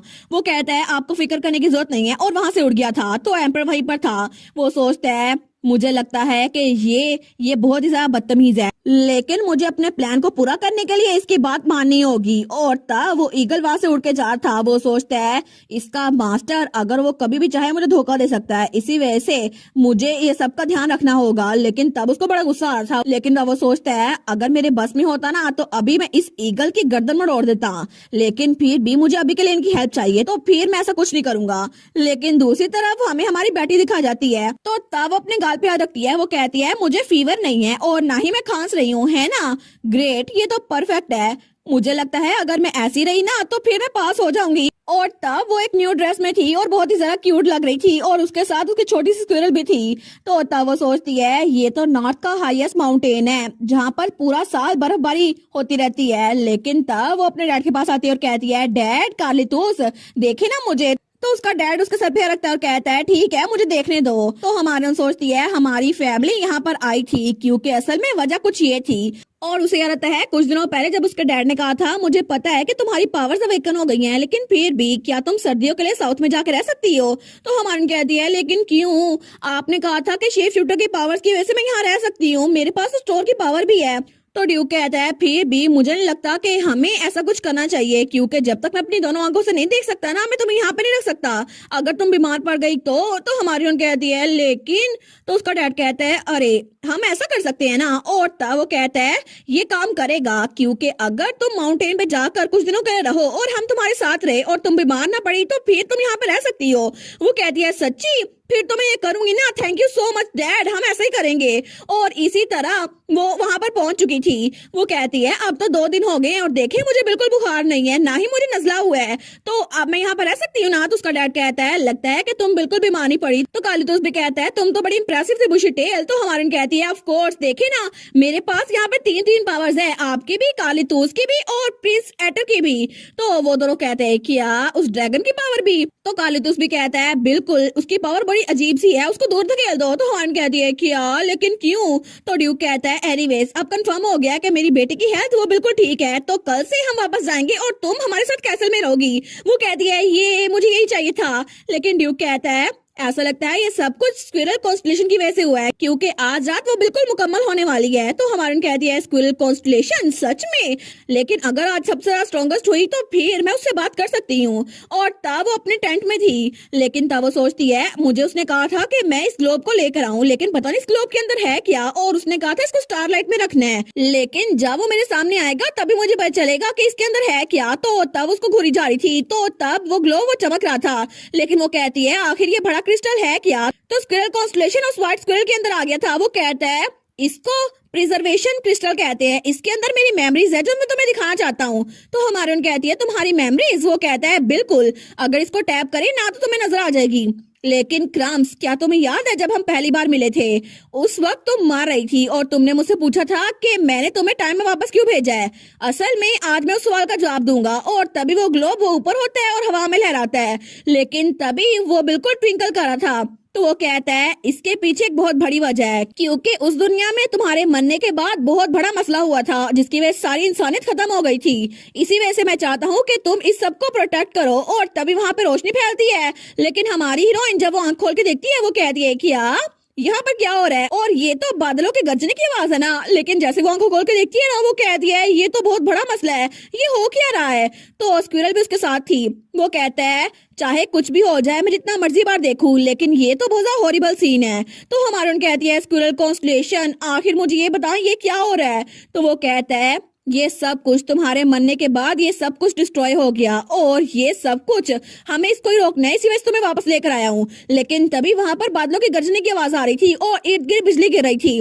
तो वो कहती है कि इतना सब कुछ? तो हमारी हीरोइन उस सारी तबाही को देखकर बड़ी परेशान हो गई थी। वो कहती है सच में मेरे मरने के बाद ये सब कुछ होने वाला है? तो वो व्हाइट स्क्विरल कहती है बिल्कुल, अनफॉर्चुनेटली ऐसा ही होगा क्योंकि ये वर्ल्ड ये डिस्ट्रॉय हो जाएगा। तो हमारे सोचती है मुझे यकीन नहीं आता, जहाँ पर सारे लोग आम रूटीन में पीसफुली रहा करते थे वो जगह मेरे मरने के बाद ऐसी बन जाएगी। लेकिन आखिर ऐसा क्यों होगा? और तभी आसमान में उसे कुछ नजर आता है जो कि गोल्डन कलर का था। वो कहती है क्या अभी जो मैंने देखा क्या ये क्लाउड्स के अंदर ये मुझे जो नजर आया वो गोल्डन रे ऑफ लाइट थी? क्या मुझे गलती हुई है? लेकिन तब वो स्क्विरल कहती है अभी के लिए मैं तुम्हें सिर्फ इतना फीचर दिखा सकता हूँ। और उसके बाद हमारी हीरोइन दोबारा से टेलीपोर्ट होकर वापस पहुंच गई थी। वो कहता है ये बहुत ज्यादा हॉरिबल था है ना, और तुम नहीं चाहती ना कि ये फ्यूचर रिपीट हो? तो हमारी कहती है लेकिन तुमने मुझे कहा कि मैं इसको प्रिवेंट करूं, लेकिन मैं ऐसा कुछ नहीं कर सकती क्योंकि मेरी पुरानी लाइफ की तरह मेरे पास इस बार शेप शिफ्टर की पावर है तो सही, लेकिन फिर भी मैं इसकी वजह से किसी कैलेमिटी को प्रिवेंट नहीं कर सकती और मुझे नहीं पता कि इस फ्यूचर को कैसे बचाना है। तो क्या मैं ये कर पाऊंगी? तो वो व्हाइट स्क्विरल कहती है बिल्कुल तुम ये कर पाओगी क्योंकि ये सिर्फ ऐसी चीज है जो सिर्फ तुम कर सकती हो, तुम्हारे अलावा कोई भी नहीं। इसीलिए अभी के लिए ओवरथिंक मत करो क्योंकि सिंपली तुम्हारा यहाँ एग्जिस्ट करना ही इस चीज को प्रिवेंट कर देगा। तो हमारी औरत अपना सर पकड़ लेती है। वो कहती है तुम जितना बता रहे हो इतना ज्यादा कंफ्यूजिंग लग रहा है। वो कहता है ठीक है मैं किसी और दिन तुम्हें एक्सप्लेन से बताऊंगा, ठीक है? तो डिटेल के लिए थोड़ा टाइम लगेगा, अभी के लिए मैं तुम्हें एक क्रिस्टल दे रहा हूँ। तो जब भी इसके अंदर से रोशनी निकले ना तो तुम्हें मेरी मेमोरी के फ्रेगमेंट नजर आएंगे और तुम्हें पता चल जाएगा कि आखिर मैं तुम्हें क्या बताना चाहता हूँ। तो तब तुम समझ जाओगी कि इस दुनिया को कोलैप्स होने से प्रिवेंट करने के लिए तुम्हें क्या करना पड़ेगा, ठीक है? तो जब तक हम दोबारा नहीं मिलते तब तक के लिए बाय बाय। तो तब वो सोचती है कि उसने कहा है कि मुझे इसे स्टारलाइट पे रखना होगा। तो अगले दिन हमारी हीरोइन ने फिर से उस ग्लोब को वहाँ चांद की रोशनी में रखा हुआ था, लेकिन वहाँ कुछ भी नहीं हो रहा था। वो सोचती है कि अभी मुझे कुछ नजर नहीं आएगा। तो तब उसको नींद आ रही थी। वो सोचती है पता नहीं क्या है, मैं तो सोने लगी हूँ, मुझे तो बहुत ज्यादा नींद आ रही है और पता नहीं ये क्या होगा, लेकिन मुझे यकीन नहीं होता कि मेरे यहाँ रहने से ही दुनिया की तबाही बच जाएगी। ये तो बिल्कुल ऐसा लगता है कि जैसे मेरा इस दुनिया में आना ही इस दुनिया की तबाही को बचाने के काबिल था। लेकिन तब वो आराम सो चुकी थी। और तब अगले दिन हमें दोबारा से उनका महल दिखाया जाता है। तो तब वो अपने डैड और भाई के साथ वापस आ गई थी। वो कहती है हम लोग फाइनली घर आ गए। तो तब लेडी जोआना उसको वेलकम करती है। वो कहती है वेलकम माय लेडी, आप तो थक गई होंगी ना इतने लंबे सफर के बाद। तो हमारी कहती है नहीं नहीं बड़ा मजा आया, मैं बिल्कुल भी थकी नहीं हूँ। तो तभी बाहर से कुछ बेट्स कहती है देखो ना बर्फबारी हो रही है। दूसरी कहती है सच में? तो हमारी सोचती है स्नो, मुझे भी देखना है। तो तब वहां पर आती है तो मेट कहती है मुझे लगा नहीं था कि इस बार इतनी जल्दी बर्फबारी हो जाएगी। दूसरी कहती है सच में इस बार तो जल्दी हो रही है। लेकिन हमारी हीरोइन जब उस बर्फ को देखती है ना, वो कहती है वाओ ये कितनी ब्यूटीफुल है ना, और वहां पे बर्फ गिर रही थी। लेकिन वो दिल में सोचती है ये तो पूरा का पूरा आसमान व्हाइट फ्लफ की तरह भरा हुआ है। तो तब उसका भाई कहता है बुशी टेल पहली बार तो तुम बर्फबारी नहीं देख रही ना। वो कहती है मैं पहली बार ही देख रही हूँ, कैपिटल में कभी भी बर्फबारी नहीं हुई और मैं कभी भी नॉर्थ में सर्दियों में नहीं आई थी। तो तब तो वो बड़ी खुश थी। वो कहती है इसको देखकर तो लग रहा है आसमान से कोटल बाल गिर रहे हैं जो कि व्हाइट कलर की है। वो तो बड़ी खुश हो गई थी। लेकिन तभी उसका भाई उसको देखता है और तब वो स्माइल करता है। तो हमारे सोचती है ये कितनी प्रिटी है। तो तब उसका भाई कहता है अच्छा तो तुम सेलिब्रेट करना चाहोगी, आखिर एक स्नो फाइट कैसी रहेगी। लेकिन तभी वो स्नो स्क्विरल पे वो बॉल फेंकता है। वो कहती है स्नो स्टॉर्म तुम कहाँ गिर गए। लेकिन तब वो कहती है काल ये अच्छा नहीं है ना कि तुम अचानक से अटैक करो। तो कालीतूस कहता है वेल ऐसा नहीं है, मैं तुम्हें सिखा रहा हूँ कि डोज कैसे करते हैं। ठीक है, अगर तुम किसी पे स्नो फेंको ना तो उसकी पूरी बॉडी को स्नो से कवर कर देना, क्योंकि इससे इनेट एबिलिटीज एक्टिव होती हैं। तो वो कहती है हैं इनेट एबिलिटीज, तो ये मेरी ट्रेनिंग करवा रहा है। तो तभी वो स्नो स्टॉर्म वो तो चकरा गई थी। तो हमारे सोचती है अच्छा अगर ऐसी बात है तो तभी वो अपनी गुलहरी वाली फॉर्म में आ गई थी। तो हमारे सोचती है अगर ऐसा ही है तो मुझे गुलहरी बन के काम करना होगा, क्योंकि इंसान के तौर पर मैं बड़ी स्नोबॉल तो बना सकती हूँ लेकिन स्क्विरल बनकर मैं ज्यादा बना सकती हूँ। तो तब अपने भाई पे फेंकी जा रही थी बार बार। तो उसका भाई कहता है कि यार रुको सही, आखिर ये क्या बुलाया है। लेकिन तभी उसका भाई एक स्नोबॉल उस पे फेंकता है तो वो डॉज कर लेती है। वो सोचती है इसके अलावा छोटी बॉडी में तो इसको डॉज करना ज्यादा इजी है। तो वो दोनों तो आपस में खेली जा रहे थे। तो ड्यूक उनको देख रहा था। तो तब ड्यूक हमारी बेटी को देखकर सोचता है ये सिर्फ स्नोबॉल की फाइट है, लेकिन फिर भी उसने इस सारे दरमियान में लूप होल को पहले ही डिस्कवर कर लिया। ऐसा लगता है कि बेटी को सिचुएशन को अपने हिसाब से सेट करना आता है और तब अपनी बेटी को बड़े प्यार से देख रहा था। तो तब वो सोचता है पता नहीं जब फ्यूचर में डचेस के नाम होगी तो फिर वो कैसा बिहेव करेगी। मुझे लगता है कि वो हर सिचुएशन को अपने हिसाब से तय कर लेगी।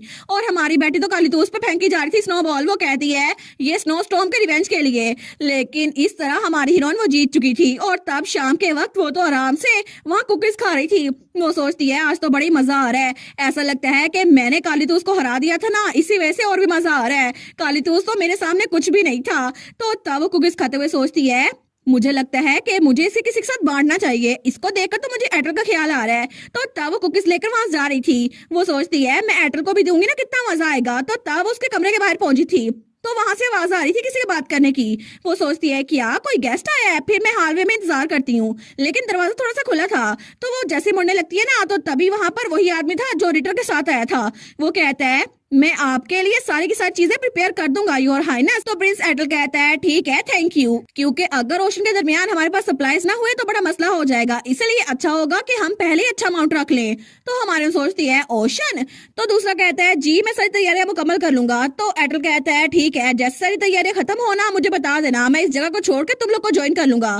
तो हमारे सोचती है क्या एटल यहाँ से जा रहा है, लेकिन उसने मुझे इस बारे में कुछ क्यों नहीं बताया। और एटल अगर वो जा रहा है तो कितने लंबे अरसे तक जाएगा, ये ना हो कि मैं एटल को दोबारा देख ना पाऊं। लेकिन अगर ऐसा हुआ तो एटल क्या मैं उससे दूर हो जाऊंगी। हमारी बेटी जिसने उनकी बातें सुन ली थी ना वो सोचती है एटल क्या सच में वो ऐसे अचानक चला जाएगा। लेकिन तभी वो आदमी कहता है ठीक है योर हाइनेस अब मैं निकलता हूँ। तो एटल कहता है ठीक है बाद में मिलते हैं। लेकिन जैसे वो जाने लगते हैं ना वो कहता है क्या। तो एटल कहता है क्या हुआ। तो जैसे वो दरवाजा खोलते हैं ना तो वहाँ पे हमारी बेटी खड़ी हुई थी जो कि बहुत उदास लग रही थी। वो कहता है ऐसा लगता है कि आपके एक गेस्ट आए हुए हैं योर हाइनेस। और तभी हमारी बेटी वो कमरे में आ गई थी। तो तब वो कहती है क्या ये सब कुछ भी किंग का ऑर्डर है। तो एटल कहता है बिल्कुल, मुझे अभी ये न्यूज मिली है और मुझे बताया गया है कि पायरेट्स कोस्ट लाइन पे बहुत ज्यादा एक्टिव हो गए हैं, जिसकी वजह से वो चाहते हैं कि मैं जाकर उनका खात्मा करूं और उनसे लड़ाई करूं। तो हमारी बेटी कहती है आखिर कोई फादर अपने बेटे को इतनी डेंजर जगह पे कैसे भेज सकते हैं। और मुझे तो लगता है कि वो इस बात की यकीन दहानी कर रहे हैं कि तुम वहां जाके मर जाओ, क्योंकि तुम बैटलफील्ड में नहीं मरे थे इसी वजह से। लेकिन आखिर वो तुम्हारे साथ ऐसा कैसे कर सकती है। तो एटल कहता है स्टार। तो तब उसका हाथ पकड़ते हुए कहता है फिक्र मत करो, जितनी जल्दी मैंने काम खत्म कर लिया ना उतनी जल्दी वापस आ जाऊंगा। ठीक है मैं प्रॉमिस करता हूँ। तो हमारी बेटी सोचती है झूठा, ये तो इसने पिछली बार भी कहा था लेकिन ये कभी वापस नहीं आया। और तब रात को हमें उसका कमरा दिखा जाता है तो वो सोने लगती है। वो सोचती है एटल ने मुझे प्रॉमिस भी किया है कि वो जल्दी वापस आ जाएगा, लेकिन फिर भी मुझे नर्वस फील हो रहा है।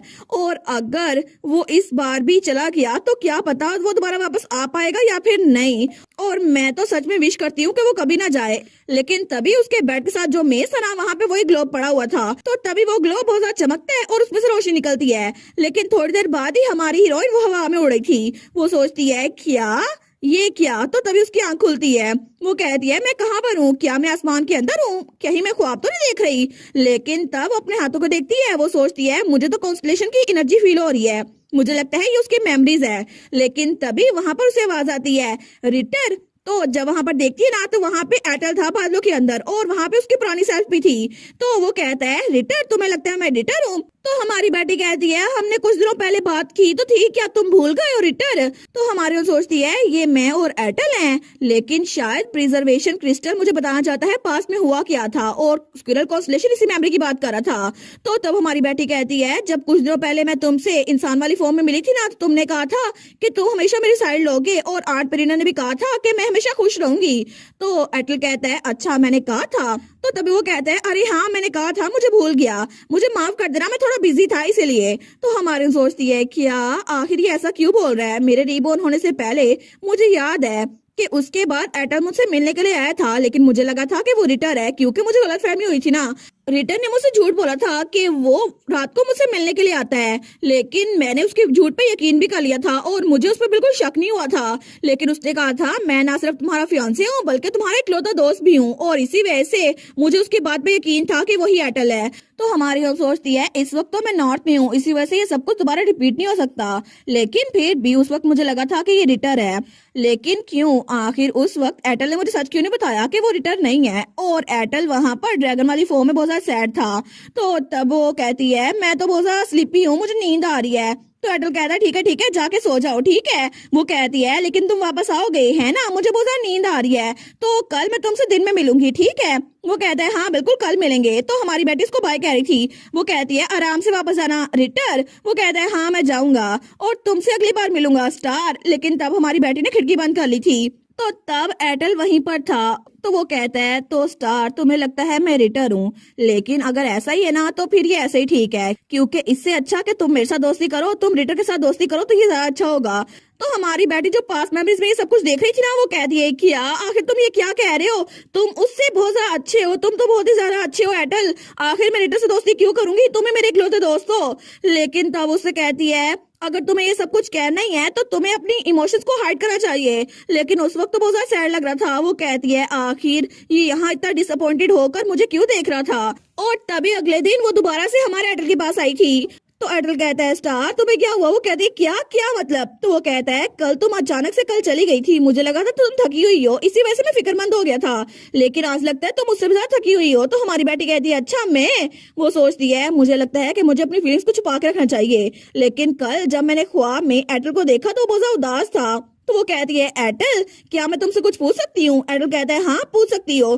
तो वो कहती है मैं बस जस्ट इन केस पूछ रही हूँ, अगर कभी ऐसा कुछ हो जाए तो तुम क्या करोगे? तो वो कहता है क्या मतलब क्या हो जाए? तो हमारी बेटी कहती है इमेजिन करो ना अगर रिटर मुझसे झूठ बोल रहा हो कि मेरा बचपन का दोस्त जो कि क्लाउड फॉर्म में था वो तुम नहीं वो रिटर था, तो क्या मैं उसकी बात पे यकीन कर लूं? तो फर्स्ट प्रिंस कहता है क्या रिटर? वो कहती है हाँ बिल्कुल, तुम्हें पता है ना वो झूठा है, और अगर उसने मुझे झूठ बोला और मैंने उसकी बात पे यकीन कर लिया, लेकिन मुझे ये बताओ ना तुम मुझे सच क्यों नहीं बताओगे? आखिर तुम ऐसा क्यों करोगे? तो फर्स्ट प्रिंस कहता है मैं श्योर नहीं हूँ, मुझे नहीं पता मैं ऐसा एक्ट क्यों करूंगा, लेकिन मैंने इस बारे में कभी सोचा नहीं है। तो तब वो कहता है लेकिन ये सिचुएशन के हिसाब से डिपेंड करता है। तो हमारी उन कहती है सिचुएशन के हिसाब से? वो कहता है बिल्कुल, तुम्हें पहले से पता है ना कि मैं बैटलफील्ड में बहुत बार गया हूँ जब से मैं छोटा था तब से, और अब भी मैं वहां ओशन में जा रहा हूँ जहां से मुझे नहीं पता मैं जिंदा लौटूंगा या फिर नहीं। इसी वजह से अगर मुझे पता चलता कि रिटर ने तुमसे कहा है कि क्लाउड वाली फॉर्म में वही तुमसे मिलने के लिए आता है, तो मैं इस बात को झुठलाऊंगा बिल्कुल नहीं, ताकि तुम सैड ना हो जाओ, बस यही वजह है। और इसलिए मुझे लगता है कि रिटर तुम्हारा दोस्त रहेगा तो ज्यादा अच्छा होगा। लेकिन तब हमारी हीरोइन उसकी आंखों से आंसू गिर रहे थे। वो कहता है क्या स्टार तुम्हें क्या हुआ? तो हमारी हीरोइन तो बहुत ज्यादा रो रही थी और बहुत ज्यादा उदास होकर उसको देख रही थी। वो कहता है स्टार क्या हुआ, क्या तुम्हें मेरी बात पसंद नहीं आई? मुझे माफ कर दो, क्या तुम रो रही हो? लेकिन तब वो तो बड़ा पैनिक कर गया था और वो कहता है क्या मैंने कुछ गलत किया? तो हमारे कहती है तुम मर जाओगे। तो वो कहता है क्या? वो कहती है तुम बार बार एक ही बात कह रहे हो कि तुम मर जाओगे, लेकिन आखिर तुम ये बात ऐसे कैसे कह सकते हो? तो फर्स्ट प्रिंस कहता है स्टार मुझे माफ कर दो, अगर तुम्हें बुरा लगा तो मैं कभी भी ऐसा कुछ नहीं कहूंगा, तो प्लीज रोना बंद करो, मुझे तकलीफ होती है। वो कहती है ये तुम्हारी गलती नहीं है एटल, तो तब अपनी मुट्ठी बंद करती है और सोचती है अगर ये इंसिडेंट मेरी रीबर्थ से पहले हुआ था, मुझे याद ना आया होता तो मैं यही सोचती, क्योंकि अचानक से वार हीरो फर्स्ट प्रिंस उसको किसी ने जान से मार डाला था और उसको असैसिन किया गया था और वो तो बहुत यंग एज में मरा था, लेकिन उसकी बॉडी किसी को भी नहीं मिली, इसलिए सबको लगा वो मिसिंग हो चुका है। लेकिन मुझे अच्छे से याद है कि मैं भी उसके फ्यूनरल पे गई थी, हालांकि मैं एटल से पुरानी लाइफ में कभी नहीं मिली इंसानी फॉर्म में। फिर भी इस बार मैं चाहती हूँ कि एटल की डेथ को प्रिवेंट कर सकूं, क्योंकि मैं चाहती हूँ कि हाउस इस्लाम की पावर को यूज करके एटल को प्रोटेक्ट कर सकूं। इसी वजह से मैं चाहती हूँ मेरा दोस्त वो कभी भी मुश्किल में ना फंसे। तो वो कहती है एटल एक चीज है जिसके बारे में तुम बिल्कुल गलत हो। वो कहता है क्या मतलब, किस बारे में? तो हमारी बेटी कहती है तुमने अभी कहा कि ये अच्छा होता अगर रिटर मेरा दोस्त होता तुम्हारे बजाय, क्योंकि तुम मरने वाले हो, है ना? लेकिन तब वो चिल्ला कहती है तुम बिल्कुल गलत कह रहे हो, अगर तुम मुझे 100 रिटर भी दे दो ना तो वो कभी भी तुम्हारा मुकाबला नहीं कर सकते और मुझे वो बदतमीज बिल्कुल नहीं चाहिए। मुझे जो चाहिए ना वो सिर्फ तुम हो, क्योंकि तुम मेरे इकलौते दोस्त हो। तो फर्स्ट प्रिंस वो तो ब्लश करने लग गया था। वो कहता है क्या? तो हमारी बेटी उसका हाथ पकड़ते हुए कहती है मुझे प्रॉमिस करो कि तुम बिल्कुल ठीक ठाक वापस आ जाओगे, ठीक है? अगर तुम मुझसे प्रॉमिस करोगे ना तो फिर मैं तुम्हारा हाथ छोड़ूंगी। तो फर्स्ट प्रिंस तो ब्लश करते हुए सोचता है क्या अब मैं क्या करूं? मुझे अभी रियलाइज हुआ है कि जितना मैंने सोचा था ना, मैं तो स्टार को उससे भी ज्यादा पसंद करता हूँ। लेकिन तब कुछ दिनों बाद उसके जाने की बारी आ चुकी थी। तो तब जाते हुए कहता है अब मैं चलता हूँ, ठीक है? तो हमारी बेटी कहती है तुम्हें मुझे लेटर लिखने होंगे एटल, मैं तुम्हें बहुत ज्यादा मिस करूंगी। वो कहता है ऑफ कोर्स मैं आपको लेटर लिखूंगा, लेकिन तब वो कहती है अपना ख्याल रखना, ठीक है? तो तब वो कहती है और जैसे तुम्हारा काम खत्म हो जाए ना नॉर्थ में वापस आ जाना। तो ड्यूक कहता है ये नॉर्थ में वापस क्यों आएगा, ये अपने घर जाएगा ना कैपिटल में। तो कालिदूस भी कहता है एग्जैक्टली, मैं उम्मीद करता हूँ कि जैसे इसका काम खत्म होना इसको कैपिटल में बुलवा दिया जाएगा, डैम रेप्टाइल। लेकिन तभी ड्यूक और बेटी उसको घूर के देखते हैं तो वो चुप होकर गुनगुनाने लग जाता है। लेकिन तब बेटी कहती है तुम्हें क्या लगता है कि हम अगली स्प्रिंग में एक दूसरे से मिल पाएंगे? तो तब फर्स्ट प्रिंस कहता है वेल मुझे नहीं पता कि ये कब होगा, लेकिन शायद मुझे कुछ साल भी लग सकते हैं। फिर भी मैं कॉन्फिडेंट हूँ कि मैं दोबारा तुमसे जरूर मिलूंगा, इसीलिए मुझे माफ कर दो स्टार, मैं अगले साल तुमसे मिल नहीं पाऊंगा। तो हमारी बेटी कहती है अच्छा ये बात है, लेकिन तभी उसको फिर से रोना आ गया था। वो कहती है ठीक है ठीक है। वो कहता है स्टार स्टार मैं वापस आऊंगा, प्लीज रोना बंद करो ना प्लीज। तो पीछे से ड्यूक को बड़ा गुस्सा आ रहा था, लेकिन फर्स्ट प्रिंस तो बड़ा नर्वस हो गया था। तो हमारी बेटी कहती है नहीं मैं रो नहीं रही, मुझे बस सैड फील हो रहा है क्योंकि मैं इतने लंबे अरसे तक तुम्हें देख नहीं पाऊंगी। तो तब वो सोचता है ऑनेस्टली मुझे लगता है मेरे पास भी एक कमजोरी है। तो हमारी उन कहती है आखिर तुम माफी क्यों मांगी जा रहे थे? तो तब वो दिल में सोचता है स्टार अब मेरी कमजोरी बन चुकी है और मुझे लगता है कि मैं कभी भी स्टार की आंखों में आंसू नहीं देख सकता। तो तब वो घोड़े पे बैठ गया था। वो कहता है अब मुझे चलना होगा, ठीक है बाय। लेकिन तभी वो कालीतूस को देखता है और तभी कुछ बोलने लगता है। कालीतूस कहता है क्या मेरी तरफ से घूर क्यों रहे हो? तो तब वो कहता है कालीतूस असल में मुझे कहना था आई एम सॉरी। तो काल कहता है किस लिए? तो वो कहता है बाद में बताऊंगा। लेकिन तब वो चला गया था। तो पीछे से कालीतूस कहता है ओए सॉरी क्यों बोल रहे हो, मुझे बता के तो जाओ। लेकिन फर्स्ट प्रिंस वापस जाते हुए सोचता है अगर मैंने बता दिया ना तो मैं कल का सूरज देख नहीं पाऊंगा। लेकिन तब वो सोचता है उस दिन मैंने कॉन्फिडेंटली उसे कहा था कि स्टार बिल्कुल मेरे लिए छोटी बहनों की तरह है, लेकिन इस वक्त मुझे लगता है मैं वो प्रॉमिस रख नहीं पाऊंगा, क्योंकि अब से स्टार मेरे लिए बिल्कुल भी छोटी बहनों की तरह बिल्कुल नहीं है और ये बात मुझे कंफर्म है। और वहां पे बैठी उसको बाय कर रही थी और कालीतूस अपने हाथ चटक रहा था कि आखिर मुझे बता क्यों नहीं गया। और ड्यूक वहां स्टिल खड़ा था। लेकिन तब वो बैटी को देखता है, लेकिन तब वो सोचता है मुझे लगता है कि मैं कभी भी उसको अपनी छोटी बहन की तरह कभी नहीं देख सकता। तो तब पीछे से काल कहता है आखिर ये ऐसे कैसे चला गया, मुझे बता के भी नहीं गया, इसका तो मैं सर फाड़ दूंगा। लेकिन तभी वो कहता है मैं उम्मीद करता हूँ ये दोबारा कभी वापस ना आए। तो हमारी बेटी कहती है एक्सक्यूज मी। वो कहता है क्या हुआ? तो वो कहती है काल आखिर अभी तुमने ये क्यों कहा? तो कालीतूस कहता है क्या मैं तो मजाक कर रहा था। तो बेटी कहती है आखिर तुम किसी की लाइफ के बारे में ऐसा मजाक कैसे कर सकते हो? तुम्हें पता है ना एडल कितनी ज्यादा डेंजरस जगह पे जा रहा है, तो आखिर तुम ऐसा मजाक क्यों करोगे? लेकिन अगर तुमने जो बोला अगर वो सच हो गया तो फिर मैं कभी तुमसे बात नहीं करूंगी। तो कालीतूस कहता है क्या? वो कहती है मैं दोबारा कभी तुम्हें देखूंगी भी नहीं। तो कालीतूस कहता है लेकिन मेरी बात तो सुनो। तो तब वो कहती है मैंने कहा ना दोबारा ऐसा कुछ मत कहना। वो कहता है बुशी टेल तुम मुझ पे उस बदतमीज की वजह से गुस्सा हो रही हो। लेकिन तभी ड्यूक उसको देखता है। वो सोचता है कितना ट्रेजिक है ना। तो तब ड्यूक अपनी बेटी के कंधे पे रखता है और कहता है माई बेबी फर्स्ट प्रिंस बहुत ज्यादा स्ट्रॉन्ग है। वो सोचता है हालांकि वो मेरी स्ट्रेंथ का मुकाबला नहीं कर सकता। लेकिन तब वो बेटी से कहता है मैं श्योर हूँ कि वो बिल्कुल सेफ रहेगा। और वो दिल में सोचता है एक्चुअली सी बहुत ज्यादा डेंजरस होगा, लेकिन मैं उसकी हेल्प कर सकता हूँ ताकि मेरी बेटी उदास ना हो। तो वो कहता है मैं प्रॉमिस करता हूँ कि मैं उसके लिए स्पोर्ट भेजता रहूंगा, क्योंकि फर्स्ट प्रिंस बिल्कुल ठीक रहेगा, तुम फिक्र ना करो। वो दिल में सोचता है जैसे ही उसने ये सारा काम कर लिया ना तो फिर इसके फौरन बाद मैं उसको कैपिटल भेज दूंगा ताकि वो दोबारा नॉर्थ में ना आए मेरी बेटी के पास। तो हमारा कह दिया डैड सच में? तो तब अपने डैड को गले लगाते हुए कह दिया आप तो बेस्ट है डैड।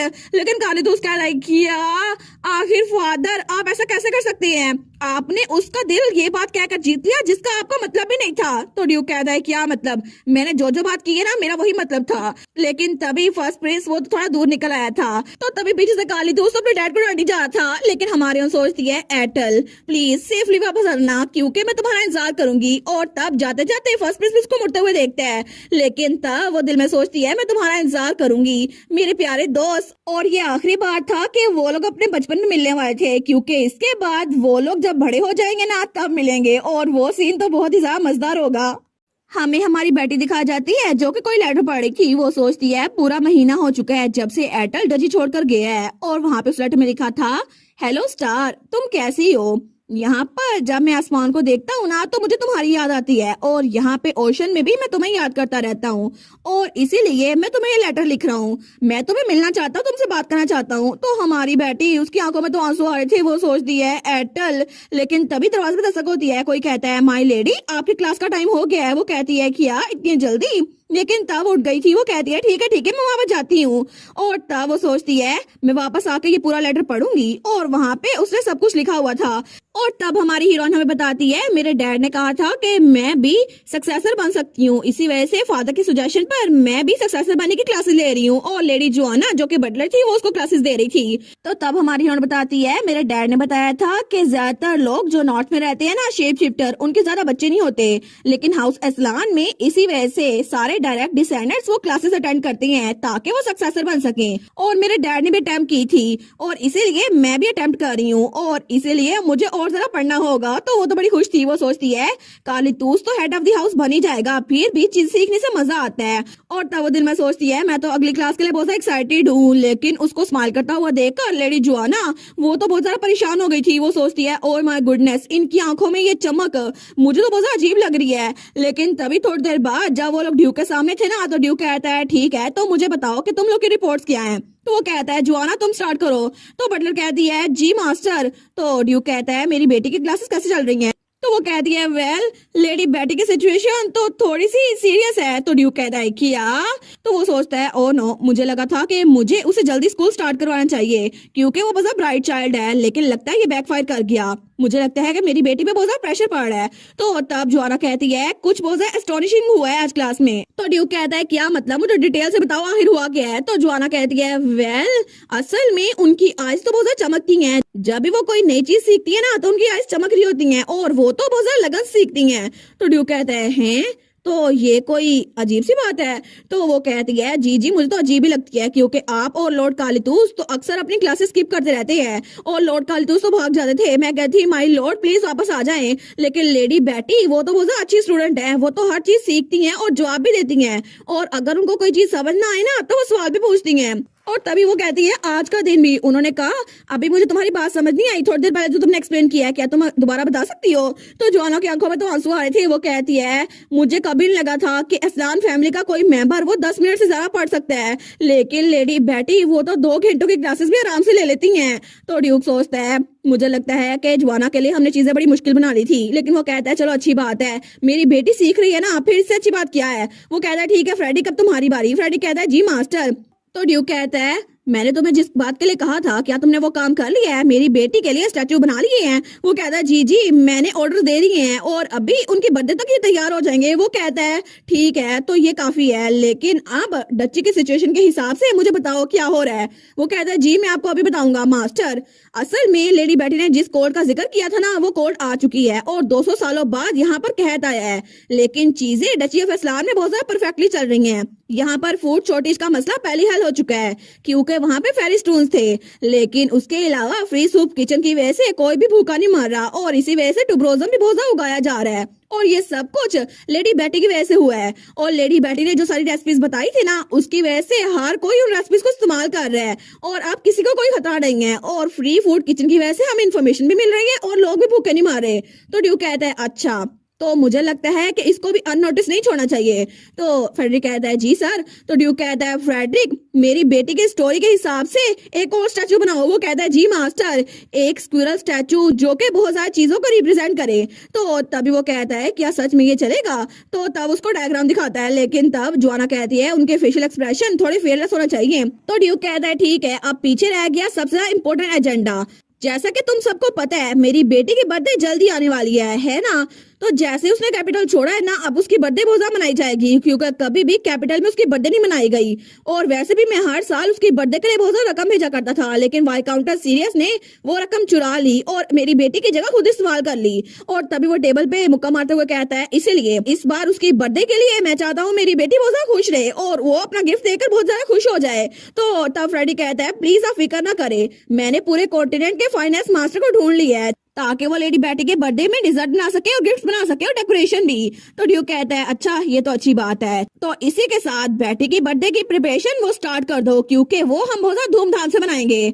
और उसके बाद हमें हमारी बेटी की बर्थडे का दिन दिखा जाता है। तो तब वहाँ पे बहुत सारे मेहमान थे, लेकिन हमारी हिनौन वहाँ से छुप के उन सबको देख रही थी। वो सोचती है हुआ ये तो अनबिलीवेबल है ना, यहाँ पर सारे लोग आए हैं क्योंकि वो मुझे बर्थडे के लिए कांग्रेचुलेशन कहना चाहते हैं। तो बेटी सोचती है यहाँ पर तो वार विक्ट्री से भी ज्यादा लोग आए हुए हैं मेरी बर्थडे सेलिब्रेट करने के लिए, मुझे लगता है कि आज मैं सेंटर ऑफ अटेंशन होंगी। लेकिन ये मेरी पहली पार्टी है जहाँ पर सब लोग मुझे देखेंगे, मैं तो बहुत ज्यादा कंफ्यूज हो रही हूँ। और उसके सर पे उसकी स्क्वायर भी बैठी हुई थी, वो भी बड़ी कंफ्यूज हो रही थी। लेकिन तभी वहां पर देखती है तो वो कहती है क्या फ्रेडरिक? तो फ्रेडरिक के हाथ में कुछ पकड़ा हुआ था। वो कहती है फ्रेडरिक के साथ इतने सारे लोग क्यों हैं, आखिर ये है क्या? लेकिन जैसे वहां पर देखती है ना, वो कहती है क्या फ्रेडरिक आखिर उसने ये सब कुछ अरेंज कैसे कर लिया? और हमारी बेटी तो बड़ी ज्यादा परेशान हो गई थी। लेकिन तभी हमें दिखाया जाता है फ्रेडरिक के हाथ में था क्या, उसके हाथ में एक स्टिक थी जिसके ऊपर स्क्विरल बनी हुई थी।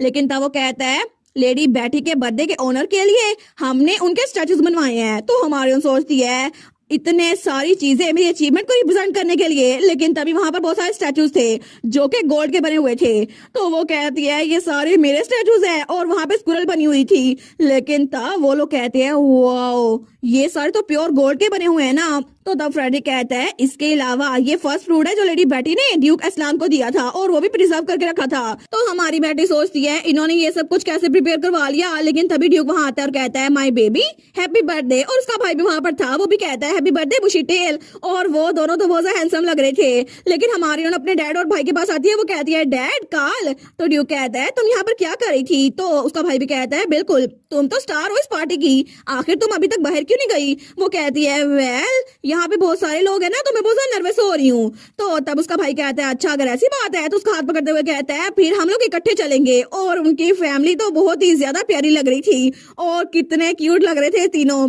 तो ड्यूक कहता है तुम्हें क्या लगता है क्या ये ठीक रहेगा माई बेबी, और क्या तुम्हें अब बेहतर लग रहा है? तो वो स्माइल कर कहती है बिल्कुल अब तो मुझे बहुत ज्यादा बेहतर लग रहा है। तो कालीतूस भी कहता है ये अच्छा है, चलो हम लोग बाहर चलते हैं। और उसी के बाद दरवाजा खुलता है और वो कहता है सब लोग तुम्हारा इंतजार कर रहे हैं। तो सब लोग उस तरफ देखते हैं। लेकिन तभी हमारी बेटी वो चेयर पे बैठी थी और उसके इर्द गिर्द गिफ्ट ही गिफ्ट थे। वो कहती है wow thank you so much. और तब वहां पे जो पोर्ट्रेट लगे हुए थे ना, वहां पे ड्यूक और कालीतूस के साथ उसके पोर्ट्रेट थे। सब लोग कहते हैं हैप्पी बर्थडे माई लेडी। लेकिन तब हमारे सोचती है इतने सारे गिफ्ट्स, मुझे तो बहुत अच्छा लग रहा है, सबने मुझे गिफ्ट्स दिए हैं। और इसके अलावा फादर ने तो मुझे एक कंट्री हाउस भी दे दिया है और इसके अलावा स्टेट डील भी, जिसकी वजह से वहां पर टॉयज बनते हैं वो सारे मेरे होंगे। और मेरे भाई ने मुझे एक जगह की दी है। और तब कालीतूस ने हमारी बेटी को एक उड़ने वाला विवरण दिया था जो कि जेम का बना हुआ था। वो सोचता है मैं यहाँ पर इतनी बड़ी चीज लेकर नहीं आ सकता था ना, इसी वजह से मैंने तुम्हें उसके केज की दे दी है। तो तभी लेडी जो है ना उसके पास आती है, वो कहती है माई लेडी अब आपका गिफ्ट सेशन खत्म हो गया है, तो क्या मैं सारे के सारे प्रेजेंट आपके कमरे में ले जाऊं? वो कहती है ठीक है। तो तब कालीतूस कहता है मुझे लगता है कि तुमने सब चीजें देख ली है ना, तो अब मुझे बताओ कि तुम्हें सबसे बेटर गिफ्ट किसका लगा, मेरा या डैड का? तो ड्यूक कहता है मुझे माफ कर देना, लेकिन मुझे लगता है मेरी बेटी को मेरा गिफ्ट जरा पसंद आया है। तो कालीतूस कहता है अब क्या बात कर रहे हैं फादर, रियल एस्टेट उड़ नहीं सकती लेकिन एक विवरण वो उड़ सकता है। तो ड्यूक कहता है ओहो मैंने तो उसे 3 दे दी हैं, मुझे लगता है कि क्वांटिटी के हिसाब से मैं तुमसे जीत गया। तो कालीतूस कहता है ये बिल्कुल भी फेयर नहीं है। लेकिन तब वो कहता है बुशी टेल मेरे साथ ऑनेस्ट होना, तुम्हें किसका गिफ्ट जरा पसंद आया है? तो हमारा कहती है क्या मुझे? लेकिन वो सोचती है कौन सा गिफ्ट मुझे जरा पसंद आया है, वो सोची जा रही थी। लेकिन वो सोचती है अभी तक तो सबसे बेस्ट गिफ्ट ये है कि मुझे इनसे वार्मथ मिली है जो कि पुरानी लाइफ में मुझे कभी नहीं मिली थी। और इसीलिए यहाँ पर ये लोग हैं जो मुझे मेरी बर्थडे पे विश कर रहे हैं। उसके अलावा इतने सारे लोग हैं जो इतनी दूर से आए हैं मुझे बर्थडे विश करने के लिए। और ड्यूक के फैमिली के लोग, फ्रेडरिक और लेडी जोआना, सब लोग मेरे सामने हैं। और इसके अलावा सबसे बड़ी बात, मेरी फैमिली, मेरा भाई और मेरे डैड दोनों मेरे पास हैं और दोनों उसको बड़े प्यार से देख रहे थे।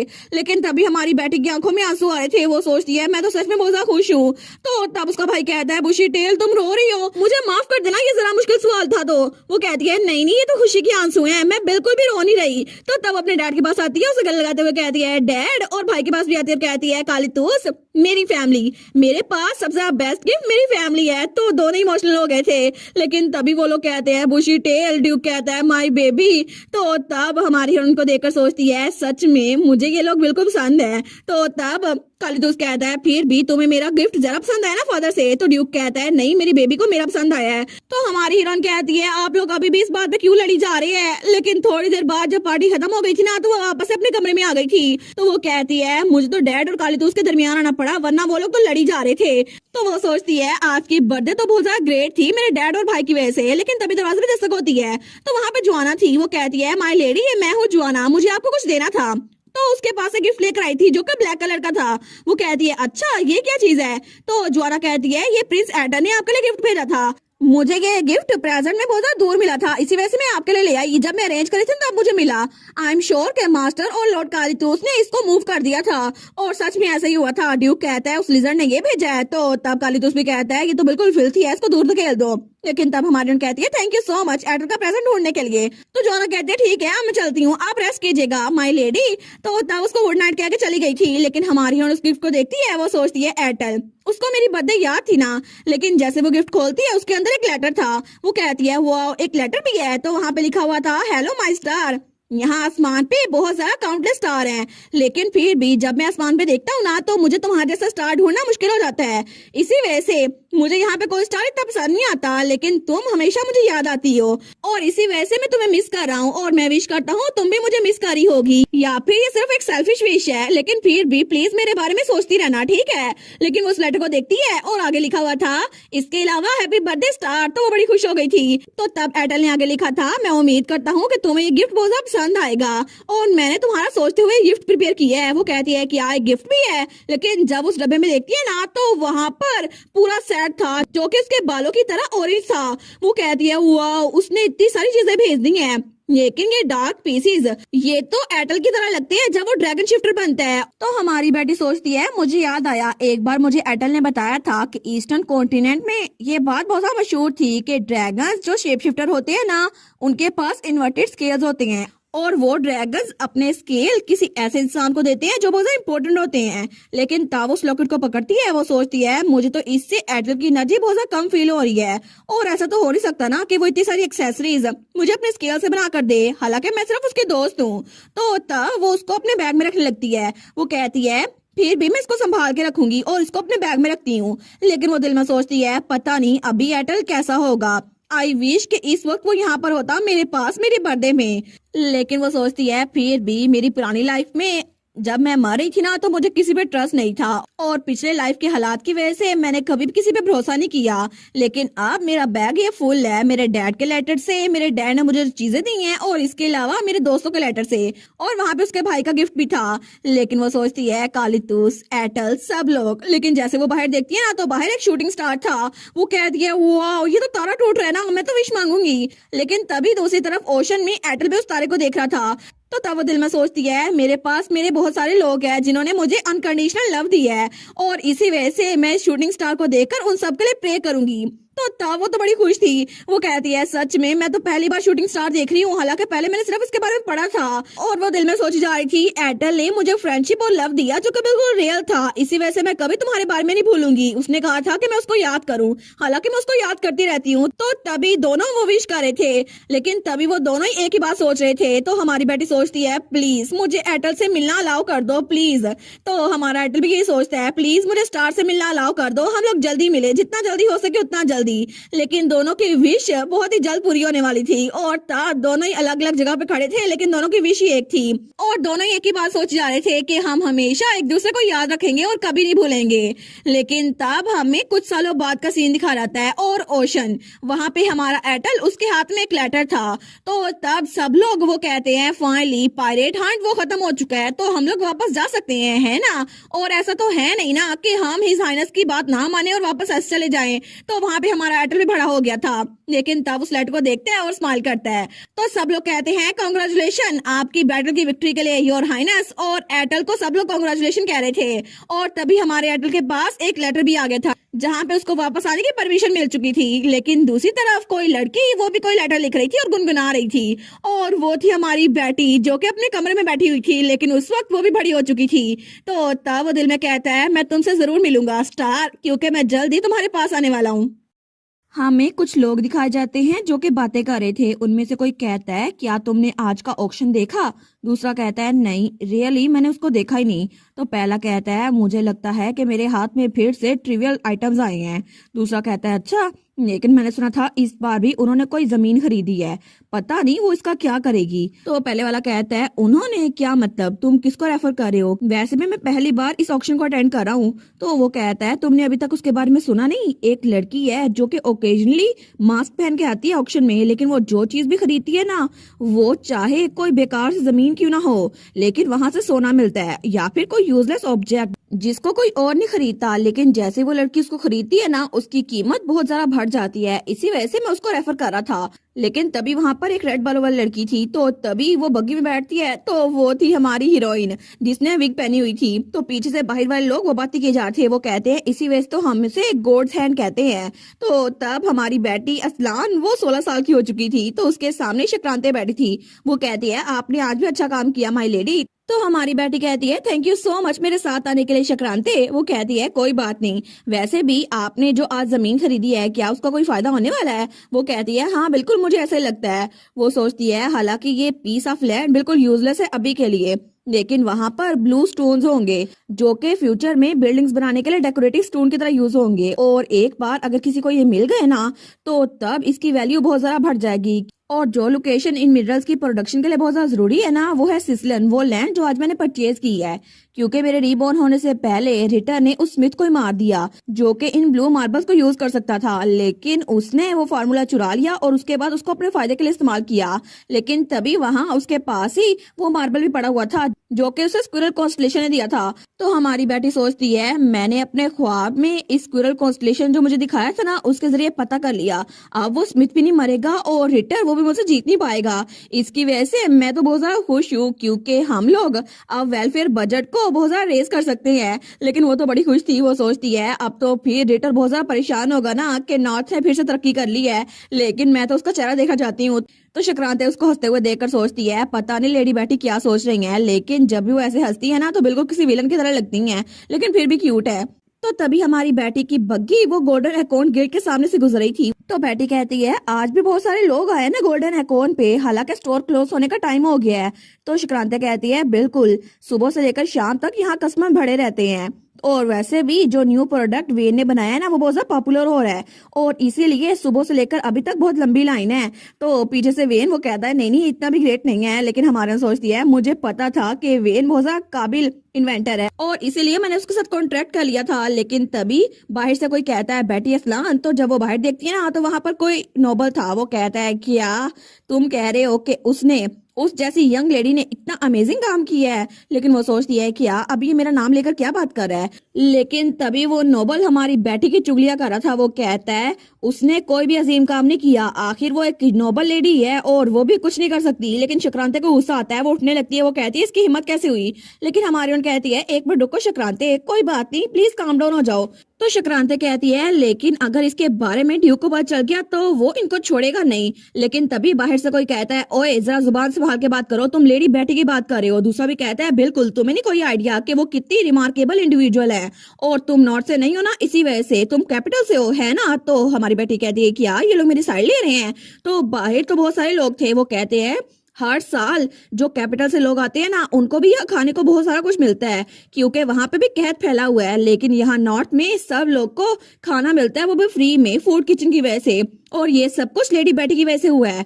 और उन्होंने तो हमारे बैरन फील्ड्स को भी रिच सॉइल में बदल दिया है। एकॉन गिल्ड, उन्होंने भी बहुत सारी अपॉर्चुनिटीज बनाई है लोग के एम्प्लॉयमेंट के लिए। और तुम कह रहे हो लेडी बेटी किसी काबिल नहीं है। तो तब वो नोबल वो कहता है मुझे माफ कर देना, मुझे सबका पता नहीं था। तो वो लोग कहते हैं अगर तुम्हें नहीं पता तो चले जाओ यहाँ से, और हमारे पीछे रिपीट करो कि लेडी बेटी बहुत ज्यादा मर्सीफुल है। तो हमारी बेटी सोचती है क्या ये लोग क्या बात कर रहे हैं। वो कहती है शक्रांते चलो ना कैसल वापस चलते हैं। वो कहती है क्या हो गया, इनकी बातें सुनकर अच्छा लग रहा है। लेकिन वो सब लोग तो हमारी बेटी की तारीफे के जा रहे थे, जो वहाँ के कॉमनर्स थे। वो कहती है वो तो वाइस है। तो वो नोबल भी कहता है बिल्कुल वो वाइस है। तो हमारे कहती है तो स्पेशल दिन है, जल्दी करो चलते हैं। लेकिन तभी पीछे से हर कोई उसकी तारीफों का नारे लगाया जा रहा था। तो वो बेचारी तो फ्लस्टर्ड हो रही थी। वो सोचती है मुझे पता था कि सब लोग मुझे पसंद करते हैं, लेकिन कभी कभार तो ये बहुत ज्यादा ओवरवेलमिंग हो जाता है। और तब थोड़ी देर बाद हमें उनका महल दिखा जाता है, जब उनकी बग्गी वहां पहुंच चुकी थी। तो तब उतरने लगती है। वो कहती है चलो मैं टाइम पे आ तो गई। तो वहां पे ड्यूक और उसका भाई कालीतूस थे। वो कहते हैं तुम आ गई। लेकिन तब कालीतूस वो भी बड़ा हो चुका था और वो 23 साल का था, और ड्यूक वो 41 साल के थे। तो दोनों कहते हैं अंदर जाओ और तैयारी करो, क्योंकि आज तुम्हारे लिए स्पेशल दिन है। तो उसका भाई भी कहता है जल्दी करो बुशी टेल, लेट ना हो जाना। तो वो अपने भाई के पास आती है और अपने डैड के पास। वो कहती है मुझे माफ कर दे, मैं अभी जल्दी से रेडी होके आती हूँ। तो उसका डैड कहता है कोई बात नहीं, इतनी भी जल्दी नहीं है, तुम आराम से तैयारी कर लो। तो उसका भाई भी कहता है बिल्कुल जाओ और कुछ शानदार सा पहन लो, ठीक है, क्योंकि आज तुम्हारी अपॉइंटमेंट सेरेमनी है ना। और वो अपनी बहन के पीछे आ गया था। तो हमारे सोचती है मेरी अपॉइंटमेंट सेरेमनी, बिल्कुल, क्योंकि आज मैं हेड ऑफ द फैमिली बनने वाली हूँ। और तब थोड़ी देर बाद हमारी बेटी वो तो बिल्कुल प्रिंसेस लग रही थी और उसके सर पे ताज भी था।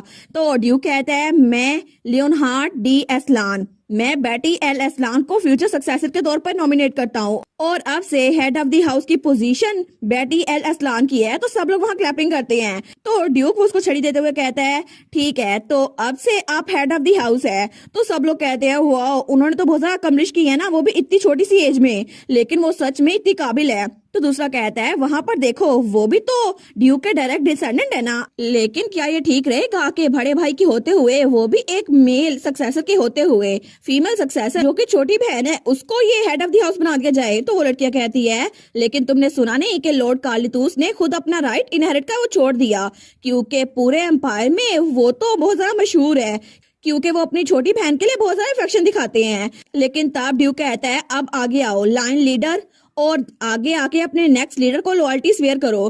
तो तब कालीतूस आगे आता है और कहता है बेटी एल एस्लान, मैं प्रॉमिस करता हूँ कि मैं अपनी तलवार हमेशा आपको सर्व करने के लिए उठाऊंगा, और इसी वजह से आप मुझे कोई भी हुक्म दे मैं कभी नहीं टालूंगा। तो तब हमारी हीरो सोचती है क्या, लेकिन सब लोग कहते हैं क्या सच में लॉर्ड कालीतूस अपनी बहन की हर एक बात मानेंगे, और मुझे भी लगता है कि इसी वजह से वो next head of the house बनने के लिए क्वालिफाई होती हैं। तो हमारी सोचती है बस कर दो मेरी बातें करना। लेकिन तभी उसका भाई उसका हाथ पकड़ता है और कहता है मैं आपको अपनी लॉयल्टी पेश करता हूँ। और तब वो अपनी बहन के सामने झुकता है और उसको अपनी लॉयल्टी पेश करता है और उसका हाथ अपने सर पर रखता है। लेकिन तब हमारी हीरोइन वो अपने भाई को ही देखी जा रही थी। तो उसका भाई भी उसको बड़े प्यार से देखता है। वो कहती है कालीतूस मैं भी तुम पे ट्रस्ट करती हूँ मेरी स्वॉर्ड। और थोड़ी देर बाद वहां पे पार्टी ऑफिशियली शुरू हो चुकी थी और सब लोग डांस कर रहे थे, लेकिन बेटी एक साइड पे खड़ी हुई थी। तो वहां पर दो लड़के आते हैं। वो कहते हैं एक्सक्यूज मी माय लेडी। दूसरा कहता है बिल्कुल, कि हम आपके साथ डांस कर सकते हैं। लेकिन तभी ड्यूक और कालीतूस उन दोनों के आगे आ जाते हैं। वो कहते हैं क्या तुम्हें मेरे साथ डांस करना है। तो कालीतूस भी कहता है ओए मैं तुम्हारा पार्टनर बनता हूँ, मेरी बहन के करीब मत जाना। तो वो लोग कहते हैं हमें माफ कर दें और ग्रेस। लेकिन हमारी बेटी वहीं पर अकेली खड़ी थी। वो सोचती है पता नहीं एटल मेरी सेलिब्रेशन में आ पाएगा या फिर नहीं, क्योंकि मैं उससे मिलना चाहती हूँ। वैसे भी अब तो 8 साल हो चुके हैं, क्या वो वापस नहीं आने वाला। मैं सच में उसको मिलने के लिए जान चाहती हूँ। लेकिन जब वो यहाँ से गया था ना, तो वो इतना था और मैं तो बिल्कुल छोटी सी लगती थी उसके सामने। लेकिन अब तो उसकी हाइट भी बढ़ गई होगी ना, तो अब तो वो मेरे सर से भी ऊपर होगा। लेकिन तब वो हंसते हुए सोचती है मैं श्योर हूँ कि जब वो देखेगा ना मैं कितनी लंबी हो गई हूँ, तो फिर वो भी बिल्कुल शौक हो जाएगा। लेकिन तभी वहां पर कोई आता है, तो सारे के सारे मेहमान उस तरफ देखने लगते हैं। लेकिन तभी हमारी बेटी भी वहां पर देखती है। वो कहती है क्या ये कौन है, ये तो जाना पहचान लग रहा है। लेकिन उसके साथ खड़ी लड़की वो ब्लश कर रही थी। तो हमारी बेटी कहती है 1 मिनट, कहीं ये वही तो नहीं। एयरटेल। और तभी वहां पर एयरटेल बड़ी शानदार एंट्री देता है और वो भी बड़ा हो चुका था और बहुत ज्यादा हैंडसम। तो तब हमारी बेटी वहां से भागते हुए एयरटेल के पास जाती है। वो सोचती है मुझे लगा था कि मैं उसको पहचान लूंगी और मैं पॉजिटिव थी, ये वही है। तो वो जल्दी से जाके एयरटेल को गले लगाते हुए कहती है एयरटेल तुम वापस आ गए।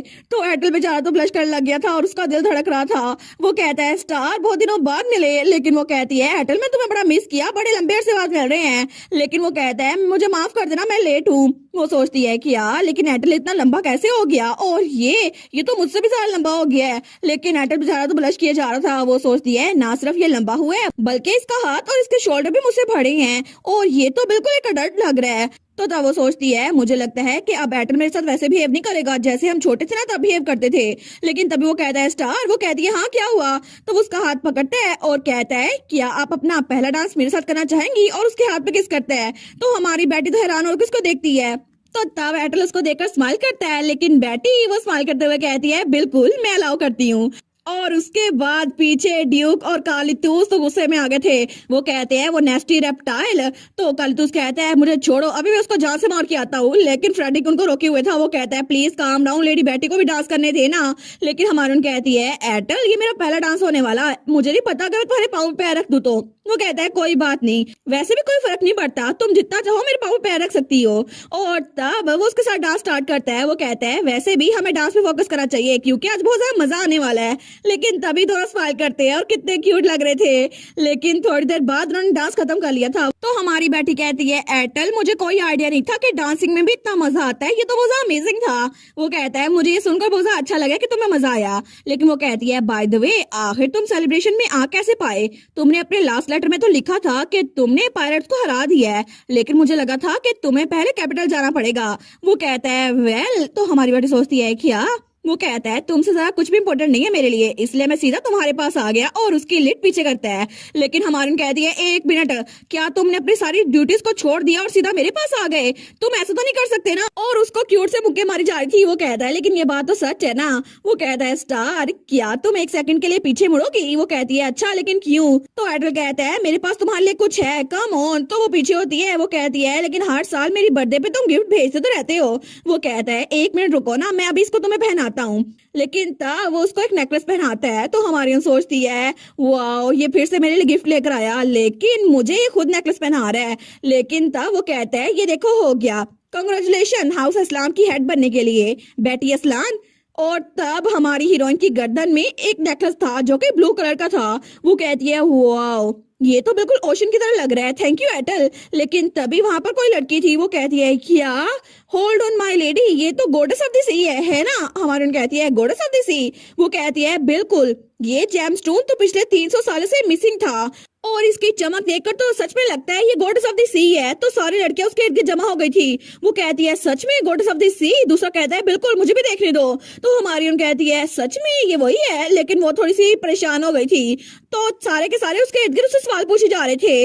लेकिन तभी एयरटेल कहता है स्टार क्या तुम्हें मेरा गिफ्ट पसंद नहीं आया, तुम खुश नहीं लग रही। वो कहती है नहीं नहीं ऐसा कुछ नहीं है, मुझे ये बहुत ज्यादा पसंद आया, लेकिन ये मसला नहीं है। असल में मुझे नहीं पता कि अगली बर्थडे में मैं तुम्हें क्या दे पाऊंगी, क्या मैं तुम्हें गिफ्ट अच्छा से दे पाऊंगी या फिर नहीं। तो वो कहता है तुम्हें फिक्र करने की कोई जरूरत नहीं है, क्योंकि अगर तुम मेरी बर्थडे में मेरे साथ हुई ना तो ये सबसे ज्यादा बेस्ट गिफ्ट होगा। लेकिन तब हमारी और उसको घुरी जा रही थी। वो सोचती है देखो सही ये फिर से मुझसे फ्लर्ट कर रहा है। लेकिन तब वो कहती है एयरटेल तुम बिल्कुल भी नहीं बदले। वो कहता है क्या मतलब, क्या मैं फिर से एक प्लेयर लग रहा हूँ। वो कहती है बिल्कुल, तुम तो एक कैसरोमा लग रहे हो जो लड़कियों को अपनी बातों के जाल में फंसाता है और फिर उनके साथ फ्लर्ट करता है। वो कहता है क्या नहीं नहीं मैंने ऐसा कुछ नहीं किया, क्या मैं तुम्हें इतना शैलो लगता हूँ। वो कहती है वेल मैं ये बात तो नहीं कहूंगी कि तुम शैलो लगते हो। लेकिन तब उसके सर पे हाथ रखते हुए कहती है तुम तो बहुत ज्यादा काइंड और बड़े एक्सप्रेसिव हो इसी वजह से। और तब वो सवाल कर रही थी। लेकिन तभी वो सोचती है ओ नो मैंने बिना सोच समझे उसके सर पे हाथ रख दिया।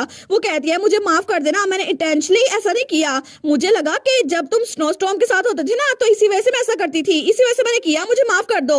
वो कहता है कोई बात नहीं, तो मेरे सर से हिला सकती हो। वो कहती है क्या। लेकिन तभी पीछे ड्यू का रहता है। वो कहता है बस बहुत हो गया। और कालीतूस भी आया था। वो कहता है मैं और बर्दाश्त नहीं कर सकता, ओए मेरी बुशी टेल से पीछे हो जाओ। तो तब ड्यूक कहता है मैंने बहुत ज्यादा बर्दाश्त कर लिया क्योंकि आज मेरी बेटी की अपॉइंटमेंट सेरेमनी थी, लेकिन मैं तुम्हें जान से मार डालूंगा। तो कालितुस भी कहता है तुम लाइन क्रॉस कर रहे हो, लेकिन हमारी उन कहती है आप दोनों को रुकने की जरूरत है, उसे नहीं। तो वो दोनों कहते हैं क्या? तो बेटी कहती है आखिर आप बैटल के साथ इतना मीन कैसे हो सकते हैं? वो इतने लंबे सफर से वापस आया है और क्या आप मेरे दोस्त के साथ नाइस नहीं हो सकते?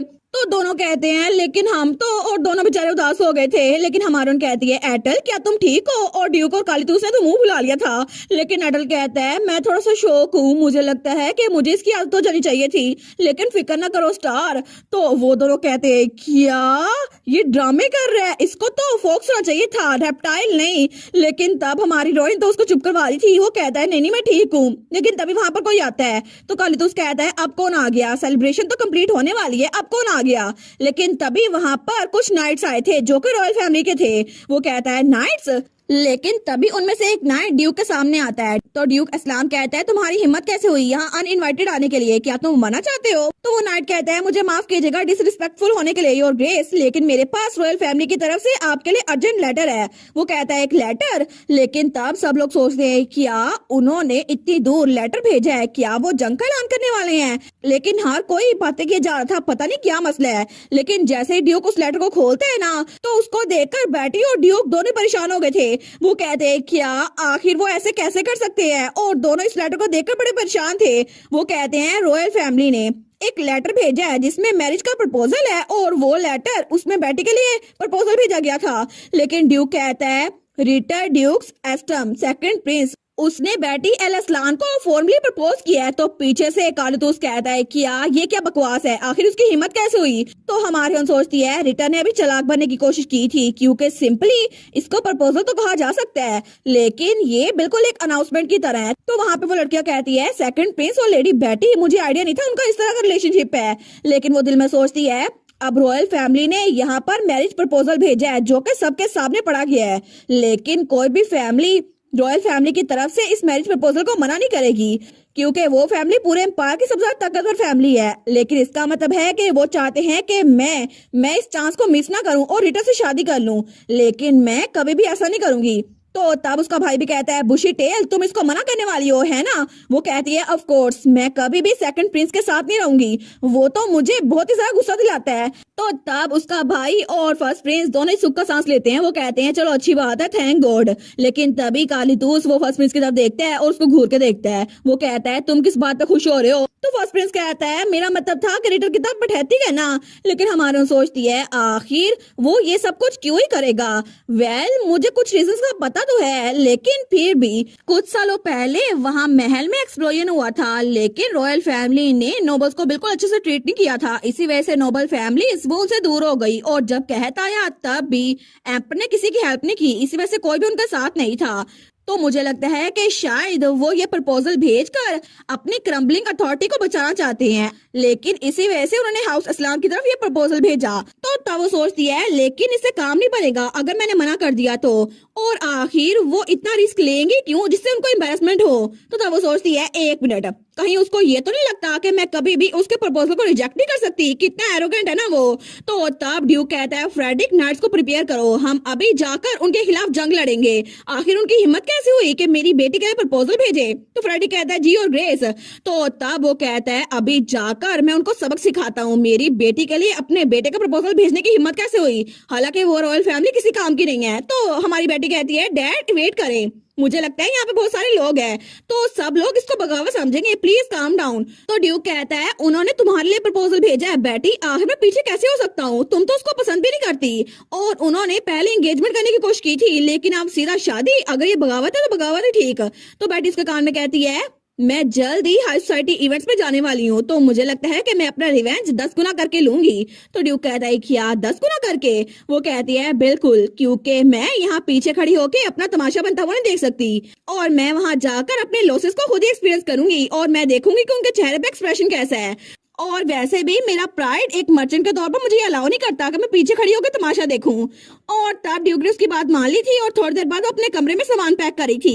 वो कहती है ठीक है, मुझे लगता है मैंने सब कुछ पैक कर लिया है, लेकिन तभी वहां पर वो ग्लोब भी चमक रहा था। वो सोचती है इसको तो मैं ले जाने भूल गई, मुझे लगता है कि मुझे इसको पकड़ना चाहिए और इसको भी लेके जाना चाहिए। लेकिन जैसे उसको पकड़ती है ना तो वो ग्लो वो ट्विंकल करता है। वो कहती है क्या ये अचानक से रिएक्ट क्यों कर रहा है, क्या ये मुझे फिर से मेमोरीज दिखाने वाला है? लेकिन तभी उसको फिर से वही मेमोरीज नजर आती हैं जहां पर एक गिर बादल गरज रहे थे और हर तरफ आग लगी हुई थी। वो कहती है क्या क्या ये फिर से मुझे मेमोरीज दिखा रहा है, लेकिन मेरी मौत के बाद क्या ये सब कुछ अभी तक बंद नहीं हुआ? आखिर ये इतना फैमिलियर क्यों लग रहा है? और ये जगह तो बहुत ज्यादा जाने पे चल लग रही है। लेकिन तभी उसका पाँव किस चीज से टकराता है। वो कहती है क्या ये क्या है? तो वहां पे लायन का स्टैचू था। वो कहती है ये तो एक अबंडन जगह लग रही है, लेकिन कहीं ये मेरी डची तो नहीं, मेरे डैड का घर, ड्यूक का कैसल। और वो सच में वही जगह थी। लेकिन तभी उसे आवाज आती है कार्ल। तो वो उसके डैड की आवाज थी। जब वो पीछे मुड़ के देखती है ना, तो वहां पे उसका डैड बहुत ज्यादा जख्मी था और उसका भाई भी। तो ड्यूक कहता है कालीतूस सब लोग कहाँ पर हैं? तो कालीतूस कहता है मैंने फ्रेडिक से मदद मांगी थी और इसी वजह से मुझे लगता है कि सब लोग सेफ जगह पहुंच चुके हैं। तो बेटी सोचती है डैड और कार्ल। तो तभी वो उनके पास आती है। वो सोचती है क्या ये ठीक है? लेकिन तभी वो अपने डैड के पास आती है तो उसका डैड कहता है मुझे माफ कर देना, मैं तुम्हें प्रोटेक्ट करने में नाकाम हो गया मेरे बेटे, क्योंकि जब मैंने अपनी बेबी की डेथ की खबर सुनी ना, तो मैं अपने आप पे कंट्रोल नहीं कर पाया और मैं उनसे जंग लड़ने के लिए वहां पे चला गया। लेकिन अब हमारे पास कुछ नहीं बचा और मुझे जो डर था वही हुआ। मेरी बेटी जब वो इस दुनिया से गई तो बिल्कुल अकेली थी, उसके पास कोई भी नहीं था, उसकी फैमिली से कोई भी नहीं। और उसकी लास्ट मोमेंट्स किस तरह की होंगी? और वो तो अपने पैथेटिक फादर से नफरत करती होगी ना। तो हमारे उन चिल्ला कहती है नफरत बिल्कुल नहीं, मैंने जिंदगी में कभी आपसे नफरत नहीं की। लेकिन तब उसका डैड अपने हाथ को देखते हुए कहता है आखिर मैंने ग्रेट वार को रोका ही क्यों? सिर्फ इसी वजह से क्योंकि उस जगह पे मेरी बेटी रहती थी जिसको मैं प्रोटेक्ट करा था। मैं तो एक बार फिर से अपनी बच्ची को प्रोटेक्ट करने में नाकाम हो गया और वो अब इस दुनिया में नहीं है। लेकिन मुझे माफ कर दो मेरी बेटी, मुझे सच में माफ कर दो। और अब कालीतोस में तुम्हें भी बचा नहीं सकता। तो हमारे कह दिया माफी क्यों मांग रहे हैं डैड, प्लीज माफी मत मांगे। लेकिन तब उसका हाथ अपने डैड के आर पार हो जाता है। वो कहती है क्या मेरा हाथ आगे चला गया क्योंकि ये मेमोरीज हैं। लेकिन वो सोचती है आखिर प्रिजर्वेशन क्रिस्टल मुझे ये क्यों दिखा रहा है? क्या मेरे मरने के बाद ये सब कुछ हुआ था? मतलब डैड वो वापस आए थे क्योंकि उनको पता चला था कि मैं मर चुकी हूँ। लेकिन आखिर डैड और कालीतोस के साथ ये सब कुछ क्यों हो रहा है? मैं इनको ऐसे देख नहीं सकती। ये दोनों भी अब मर रहे हैं, लेकिन इनकी जिंदगी वो आहिस्ता आहिस्ता करके खत्म हो रही है और इनकी बॉडीज वो जल्द ही कोल्ड बन जाएंगी। और तब वहां बैठी रो रही थी। लेकिन थोड़ी देर बाद वो वापस अपने कमरे में पहुंच चुकी थी और तब अपने कमरे में भी रोई जा रही थी। तो तब वो सोचती है डैड कालीतूस आखिर मेरे मरने के बाद आप सबको भी इस सब से गुजरने की क्या जरूरत थी कि मेरी वजह से आपकी जिंदगी भी खराब हो गई। लेकिन तभी वो व्हाइट स्कूल उसके पास आती है। वो कहती है कू। तो हमारे कहती है स्नो स्टॉर्म क्या तुम मेरे लिए फिक्रमंद हो रही थी? और फिर वो कहती है मुझे माफ कर दो, मैं बिल्कुल ठीक हूँ। लेकिन तब वो अपना बैग उठाती है और कहती है ठीक है सब लोग भाई इंतजार कर रहे होंगे, चलो चलते हैं। और वो सोचती है अब ये सब कुछ मैं दोबारा रिपीट नहीं दूंगी क्योंकि अब मैं 16 साल की हूँ, मेरे पास 2 साल और बचे हुए हैं क्योंकि मेरी कमिंग ऑफ एज सेरेमनी 2 सालों बाद आएगी। लेकिन तब तक के लिए मेरे पास मौका है, मैं इस सब को रिपीट होने से रोकूंगी और उस रॉयल फैमिली को सबक सिखा के रहूंगी। वो तो बहुत ज्यादा कॉन्फिडेंट थी। लेकिन तभी बाहर कालीतोस और उसका डैड भी थे। वो कहते हैं बुशी टेल। ड्यूक कहता है माय बेबी। वो सोचती है मैं अपनी फैमिली को प्रोटेक्ट करूंगी। तो उसका भाई कहता है कम ऑन, तुम्हारे सारे बैग कैरिज में लोड करवा दिए हैं। तो उसका डैड भी कहता है केयरफुल रहना, नीचे ना गिर जाना। तो तब हमारी बेटी वो अपने डैड और भाई को देखती है। वो सोचती है सच में मुझे अब जागना होगा, ये सब कुछ पुरानी बातें सोचने का टाइम नहीं है। मैं अब इनको प्रोटेक्ट करूंगी और अपने आप को भी, क्योंकि कॉन्स्टलेशन ने मुझे पहले बता दिया है कि अगर मुझे सबको बचाना है ना तो यहाँ पे रहना ही मेरा काफी होगा और इसी वजह से मैं ऐसा ही करूंगी। टू बी ऑनेस्ट मुझे पता नहीं था कि उसका मतलब क्या था, लेकिन फिर भी उम्मीद की एक किरण है। मैं कम से कम अपने डैड को तो बचा सकती हूँ और अपने भाई को भी, और जो लोग मुझे पसंद है जिनको मैं प्यार करती हूँ उनको भी। तो तब उसका भाई कहता है मुझे अपना बैग उठाने दो। तो पीछे से फर्स्ट प्रिंस भी आ गया था। वो कहता है स्टार मैं भी तुम लोग के साथ चलूं? तो हमारी बेटी कहती है एटल। तो उसका भाई कालीतूस कह रहा है क्या तुम हमें क्यों ज्वाइन करने वाले हो? तो हमारी उन कहती है कार्ल कैरिज में उसके ज्वाइन करने के लिए बहुत ज्यादा जगह है। वो कहता है उसके लिए कोई जगह नहीं है चाहे कैरिज कितनी मर्जी भरी हो। लेकिन ड्यूक कहता है तुम उड़ के कैपिटल क्यों नहीं चल जाते? वो कहता है क्या? तो उसका भाई भी कहता है बिल्कुल तुम्हें उड़ना चाहिए रेप्टाइल। लेकिन वो सोचती है मुझे लगता है कि मुझे अब डरना नहीं चाहिए, मुझे अपने फ्यूचर को एक चांस देना चाहिए क्योंकि मेरे पास बहुत सारे लोग हैं जिनकी मैं परवाह करती हूँ और मैं ये टेरिबल ट्रेजेडी दोबारा कभी नहीं होने दूंगी। इसी वजह से मैं मना करती हूँ कि दोबारा ऐसा कुछ भी हो। और तब वो सोचती है ठीक है तो रॉयल फैमिली में आ रही हूँ क्योंकि ये ट्रेजिक एडी मैं कभी भी इसको रिपीट नहीं होने दूंगी और मैं इस सब को चेंज करके रहूंगी चाहे कुछ भी हो जाए। और इसी के साथ सीजन 2 वो भी यहीं पर खत्म। तो आप लोग बताना आप लोग को सीजन 2 कैसा लगा और सीजन 2 में से आपका फेवरेट कैरेक्टर कौन सा था। सीजन 2 में से मेरा फेवरेट कैरेक्टर तो हमारी हीरोइन का भाई है कालीतूस, कितना हैंडसम हो गया है ना। तो आप लोग भी बताना आप लोग का फेवरेट कैरेक्टर कौन सा है और मजीद वीडियोस देखने के लिए चैनल को सब्सक्राइब कर लें और वीडियोस को लाइक कर लें। Thank you so much for watching my videos and bye bye.